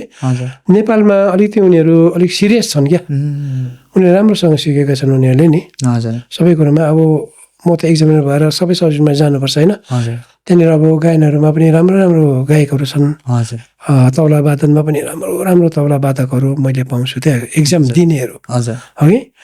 अब बाँसुरी हेर्छु त्यस्तै राम्रो बजाउने। नाच त अब अहिलेको कथक, हामी अब शास्त्रीय नाच नृत्यमा कथक छ, भरतनाट्यम छ है, भरतनाट्यम भन्छ। अब यस्तो थुप्रै छ। अब त्यो नाचहरूमा उनीहरूको जुन किसिमको एउटा डेडिकेसन क्या, हाम्रो भन्दाखेरि हामी दार्जिलिङे भन्दा चाहिँ बेसी छ, राम्रो छ, एकदमै राम्रो छ, एकदमै उनीहरू नि एकदमै राम्रो छ। अब हामी एक्जामिनर भएर हामीले जुन चाहिँ मार्किङ गर्नुपर्छ होइन, मार्किङ गर्दाखेरि उनीहरूलाई मार्क्स दिनु केही जस्तो पनि नलाग्ने क्या, त्यस्तो मतलब छ त्यहाँनिर। अनि एउटा भिन्नता चाहिँ के छ भने हाम्रो नेपालमा चाहिँ त्यो उनीहरूको खुबी होला, हामी चाहिँ यहाँनिर शास्त्रीय गायन चाहिँ हिन्दीमा गर्छौँ। अब हाम्रो ओस्ताददेखि नै हिन्दी भएर आएको है। अब उहिले ओस्तादले बनाएकै त्यो गीतहरू छ, त्यो गीतहरू शब्दहरू छ हिन्दीमा। त नेपालमा चाहिँ नेपालीमै बनाएको छ उनीहरूले, जम्मै प्रत्येक रागमा नेपालीमा बनाएको छ, जुन चाहिँ त्यो शब्द चाहिँ नेपाली छ उनीहरू। किन कति ब्युटिफुल कुरा, कति राम्रो छ त्यो चाहिँ नि। त्यो चाहिँ उनीहरूले बरकरार राखेको छ एउटा कुरो नि, आफ्नोपना भनौँ न त्यहाँ चाहिँ। शास्त्रीय सङ्गीतमा आफ्नोपना कस्तो राम्रो छ त्यो चाहिँ। किनभने बोल हो नि, किनभने यहाँ कतिवटा बोलहरू हामीलाई त्यो केही रिलेट नहुन सक्छ, तर बुझ्दैनौँ पनि शब्द हामीले होइन। त्यो चाहिँ राम्रो, तिनीहरूको त्यो चाहिँ राम्रो छ त्यहाँ चाहिँ। हजुर, त्यो हाम्रो हामीले सर कि यता पनि चलनमा ल्याउँछौँ कि यहाँ चाहिँ अलिकति हामीले गर्नु सक्यौँ न क्या। हजुर, किनभनेदेखि चाहिँ हामीले के अरे इलाहाबादमा गएर पनि हाम्रो जस्तै अब हामीलाई के भन्छ यो जति पनि सानो हाम्रो दार्जिलिङमा एउटा छ श्रुति निकेतन भन्छ होइन। अब सुनादामा सुरतरङ भइगयो, खरसाङमा यो के अरे छ एउटा होइन, एउटा कालिम्पोङमा पनि छ है। अन्त हामी सबैलाई चाहिँ त्यो सेन्टर सुपरिन्टेन्डेन्ट भन्छ क्या। अन्त सेन्ट्रल सुपरिन्टेन्डेन्टहरूको चाहिँ वर्षमा एकताल मिटिङ बोलाउँछ हाम्रो इलाहाबादमा, हामी जान्छौँ धेरै वर्षको। अब बिचमा यो अहिले कोभिडदेखि चाहिँ पुरै ग्याप भइरहेछ होइन। र त्यहाँ जान्छ। त्यहाँ जाँदाखेरि हामीले नेपालीमा हाम्रो एक्जाम हुनुपर्छ भनेर डिमान्ड पनि राखेका हामी। हजुर डिमान्ड राखेका छौँ। तर त्यहाँ चाहिँ अब टेक्निकल्ली चाहिँ अब किनभने नेपालीमा हामीले रिटन एक्जाम गऱ्यो भने उहाँ पेपर काट्ने मान्छे चाहियो नि त। अर्को कुरो चाहिँ मैले के देखेँ भने नेपालीमा हामीले साथीहरूले 1-2वटा किताब त निकालेको छौँ, तर त्यो हिन्दीकै अनुवाद जस्तै हो त्यो किताब त, होइन, लेख्नु त केही पनि छैन। तर हाम्रोमा पर्याप्त मात्रामा त्यो सामग्री छैन नि त, होइन नेपालीमा। अब हामीले नेपालीमा एक्जाम गर्नु पऱ्यो भने नेपालीमै त्यो किसिमको किताबहरू हामीले प्राप्त हुनु पऱ्यो नि त हामीलाई, होइन। त्यो कुरो हाम्रोमा कमी रहेछ क्या। घुमेर आएपछि डकुमेन्टेसनमै हामी अड्किन्छौँ। सबै जग्गामा आएर लेख्नेमा चाहिँ हाम्रो जातिले अलिकति कम्ती नै उयो पाएको रहेछ। त्यो चाहिँ अड्किहाल्छ त्यस्तो हुँदो रहेछ क्या। अब लोक नृत्यमा के परे हाम्रो लोक सङ्गीतमा पनि त्यही भयो। त्यही भइरहेछ। बजाउन त बजाइदिउँ, वर्ल्ड फेमस भइसक्यौँ नि, तर बट स्टिल हामीलाई त्यो लेख्नमा नै लेख्नेमा चाहिँ हामी अलिक अल्छे नै रहिसक्यो। अनि त्यसलाई चाहिँ शास्त्रीयकरण गरियो भनेदेखि चाहिँ नि, प्रत्येक चिजलाई शास्त्रीयकरण गऱ्यो भने चाहिँ हाम्रो चाहिँ राम्रो एउटा बस्छ क्या। हाम्रो त्यो चिज पनि हाम्रो लागि एउटा महत्त्वपूर्ण हुन्छ, एकदमै महत्त्वपूर्ण हुन्छ। अहिले तपाईँले भन्नुहुँदाखेरि कथकको जुन चाहिँ तपाईँले अहिले प्रसङ्गमा त्यही कुरामा एउटा कुरा याद आयो कि सङ्गीतमा नृत्य पनि आयो है, शास्त्रीय नृत्य र पनि शास्त्रीय सङ्गीतभित्रमै आउँछ सर? एकदम त्यो पनि शास्त्र हो नि त। कथक नृत्यमा पनि शास्त्र छ क्या। हजुर, त्यसमा शास्त्र छ। त्यसमा पनि कुन कुन त्यसमा सिस्टम छ, एउटा नाच्ने सिस्टमहरू छ नि, त्यसको अलग अलग सिस्टम छ। त्यो सिस्टम छ, त्यो सिस्टम जान्नु पऱ्यो नि त, होइन। हजुर। अब त्यसमा अब कथक नृत्यमा त्यो बोल चाहिँ ता थै थै तत आ थै थै तत भन्छ। तबलामा त ता थै त कहाँ छ, बोलै छैन। बोल त धानै भन्छ, तर उनीहरूले चाहिँ ता थै भन्छ। अब हो त्यसको त्यो नियम, त्यो चाहिँ अब शास्त्रीय सङ्गीतकै नियम भनौँ न। अब त्यसको नाच्ने तरिकाहरू छ, होइन। त्यसको अब हातहरूको चलाउने एउटा तरिका छ, होइन। हो त्यस्तो क्या। त्यसको नामहरू छ आफ्नो अलगै, त्यस्तो छ नि त्यसको। त्यसलाई मुद्रा भनिन्छ, होइन। हस्तमुद्राहरू भन्छ। हस्तमुद्रा हातको अब देखाउने मुद्राहरू अलग अलग छ, होइन। त्यहाँदेखि आँखाको मुद्रा, आँखाको अलगै हुन्छ, ओठको अलगै हुन्छ, त्यस्तो क्या। शरीरको कमरको अलगै हुन्छ। त्यो पनि शास्त्रमा आधारित छ। त्यो सब शास्त्रमा आधारित।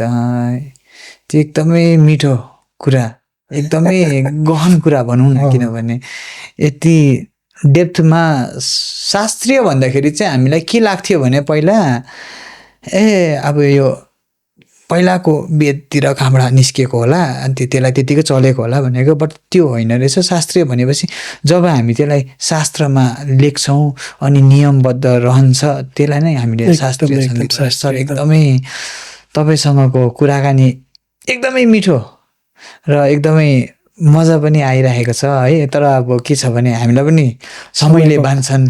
फेरि अर्को प्रकार के भने भ्युवर्सहरूलाई पनि लामो भयो भने फेरि बोरिङ हुनसक्छ। अब त्यसलाई हामीले सेकेन्ड पार्टमा पनि फेरि यसलाई ल्याउने कोसिस गर्छौँ, किनभने हामीले अझै पनि शास्त्रीय सङ्गीतको बारेमा धेरै कुरा बुझ्नुपर्ने रहेछ। र हाम्रो अहिलेको युवा जमातले पनि यो कुरालाई एकदमै राम्रोसँग बुझ्यो भने चाहिँ उहाँहरूलाई लाइफमा म्युजिकलाई प्रोफेसन बनाउँछु भन्यो भने चाहिँ दुःख पाउँदैन पछि है। अनि एकदमै सर अब हामी पनि अलमोस्ट पडकास्टको अन्तमै आएको छौँ र हाम्रो एउटा के भन्नु त्यसलाई कस्टमरी छ क्या, अब एउटा चलन छ हाम्रो पनि। त्यो चाहिँ के भने हाम्रो एउटा अन्तिम मेसेज हाम्रो जति पनि भ्युवर्सहरूले अहिलेसम्म तपाईँलाई हेर्नुभयो, तपाईँलाई सुनिराख्नुभयो, उनीहरूको लागि पनि केही सन्देश, तपाईँको एउटा पर्सनल सन्देश क्या, उहाँहरूलाई पनि तपाईँले काइन्डली मिठो एउटा सन्देश दिनुहोस्। अनि त्यसैको हिसाबले हामी पनि यहाँबाट अब हामी हाम्रो पडकास्टलाई पनि त्यसरी नै अन्त गर्ने गरेको छौँ। र त्यो एउटा मिठो सन्देश तपाईँले काइन्डली हाम्रो भ्युवर्सहरूको लागि पनि दिनुहोस्। यहाँ क्यामेरामा एकदम हेरेर। मेरो त अब भ्युवर्सहरू मेरो अब सबै उमेरका भ्युवर्सहरू होलान् है। अब जति पनि अब मेरो उमेरको भ्युवर्सहरू छन्, उहाँहरूमा त धेरै नै ज्ञान छँदैछ। उहाँहरूको लागि मैले भन्नुपर्ने सायद त्यति आवश्यकता देख्दिनँ। र विशेष गरी अब म युवाहरूको लागि चाहिँ विशेष भन्न चाहन्छु, हाम्रो नानीहरू, आज हाम्रो नानीहरू जुन चाहिँ एउटा विशृङ्खलापट्टि गइरहेको छ, त्यो कुरोलाई चाहिँ रोकथाम गर्नुको लागि सङ्गीत एउटा माध्यम हो। र सङ्गीत सिक्दाखेरि चाहिँ हामीले जुन चाहिँ यो शास्त्रीय सङ्गीत छ, शास्त्रीय सङ्गीत सिक्दा सङ्गीतकै मात्रै त्यहाँनिर कुरा आउँदैन, त्यो सँगसँगै सङ्गीतले हाम्रो आफ्नो जुन चाहिँ क्यारेक्टर छ त्यो क्यारेक्टरमा कति किसिमको बदलावहरू ल्याएको पनि मैले देखेको छु। त्यसले गर्दाखेरि त्यो बदलाव गर्नुको लागि एउटा कारण हुनसक्छ है यो सिक्नुमा। र अर्को चाहिँ के भनेदेखिको हाम्रोमा एउटा ज्ञान, अलग्गै ज्ञान हुन्छ नि, ज्ञान हुन्छ एउटा हाम्रोमा। जस्तै एउटा पढ्नु एउटा ज्ञान भयो, पढ्नु हामी स्कुलमा जान्छौँ पढ्छौँ एउटा ज्ञान भयो, त्यो बाहेक अर्को ज्ञान हामीले अब अङ्ग्रेजीमा भन्नु एक्स्ट्रा करिकुलर भन्छ होइन, त्यो हाम्रोमा त्यो ज्ञान पनि हामीलाई आवश्यकता छ नि त। कोही खेलमा चासो लिन्छन्, कोही साहित्यमा चासो लिन्छन्, र जसलाई सङ्गीतमा चासो छ भने उसले यो सङ्गीतमा चासो हुनेले चाहिँ यो सङ्गीत शास्त्रीय सङ्गीत सिक्नु चाहिँ एकदमै उत्तम छ। त्यो यो शास्त्रीय सङ्गीत सिक्यो भनेदेखि चाहिँ हामीले अरू सङ्गीतहरू चाहिँ अहिलेको जुन चाहिँ आधुनिक सङ्गीतहरू छ त्यो अब त्यसलाई लाइट म्युजिक पनि भन्छ अङ्ग्रेजीमा होइन, त्यो लाइट म्युजिक चाहिँ एकदमै त्यसलाई के सजिलै हामीले अपनाउन सक्छौँ, त्यसलाई हामीले राम्रोसँग हामीले त्यसलाई प्रस्तुत गर्न सक्छौँ। र त्यसले गर्दा त्यो शास्त्रीय सङ्गीत सिक्नु अति आवश्यकता छ। शास्त्रीय सङ्गीत चाहिँ सङ्गीतको व्याकरण हो। अब यो सँगसँगै म सङ्गीत त सङ्गीतै भइगयो, यो सँगसँगै हाम्रो जुन चाहिँ एउटा मोरल क्यारेक्टर छ त्यसमा पनि हामीले एकदमै ध्यान दिनुपर्छ। अहिले हामीमा अहिले जुन प्रकारको एउटा यो भिन्दै किसिमको एउटा ट्रेन्ड आएको छ त्यसलाई चाहिँ हामीले बन्द गरेर हाम्रो ज्ञान बढाउँ। कसरी हुन्छ शिक्षामा पनि हाम्रो राम्रो हौँ, त्यो भएर हाम्रो एक्स्ट्रा जुन चाहिँ ज्ञानहरू छ त्यो ज्ञान पनि हामीले बेसी लियौँ। हामी चाहिँ एकदमै राम्रो हुनु चाहिँ एकदम आवश्यकता छ हाम्रो समाजको लागि, हाम्रो आफ्नो परिवारको लागि, र त्यसले गर्दाखेरि चाहिँ हाम्रो आफ्नो जातिको लागि। र हामीले चाहिँ राम्रो बाटोमा हिँड्ने, राम्रो ज्ञान लिने चाहिँ प्रयास गर्नुपर्छ जस्तो मलाई लाग्छ। अरू कुरो धेरै नै छ भन्नुपर्ने र समयको पाबन्दी छ, र म आज यति नै, सायद मेरो भनाइ यति नै होला। सरलाई धेरै धेरै धन्यवाद।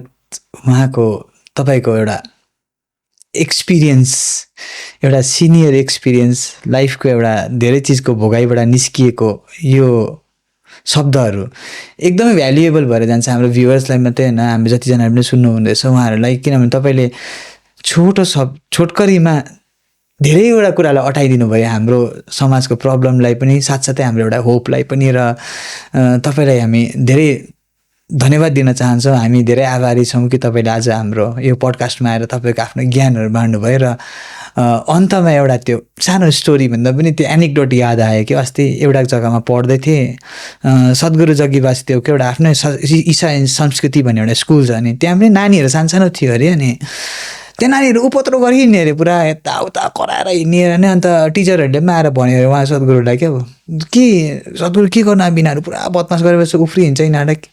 अन्त त्यो भन्दाखेरि सद्गुरुले त्यहाँ आउनु पऱ्यो। अन्त तिनीहरू यताउता हेऱ्यो, उफ्रियो, यसो गर कि यिनीहरूलाई राखेर सारेगामा सिकाऊ भन्नुभयो अरे हो।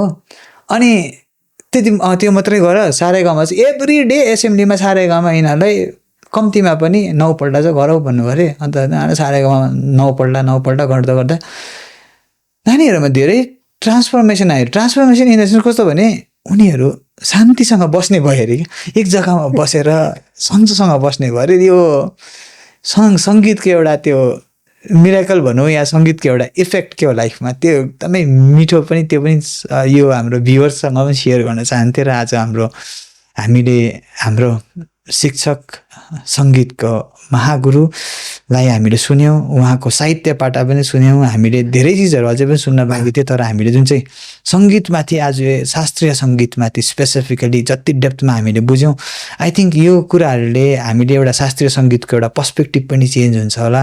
तपाईँहरूलाई कस्तो लाग्यो काइन्डली कमेन्टमा लेखिदिनु होला। जतिजनाले पनि शास्त्रीय सङ्गीत, गजल्सहरू मन पराउनुहुन्छ, यो पडकास्टलाई सुनिदिनु भयो अहिलेसम्म, काइन्डली यसलाई सेयर गरिदिनुहोस् होला अरूलाई पनि, ताकि शास्त्रीय सङ्गीतको बारेमा पनि अरूले पनि बुझोस् र इन्ट्रेस्ट पनि जागोस् है।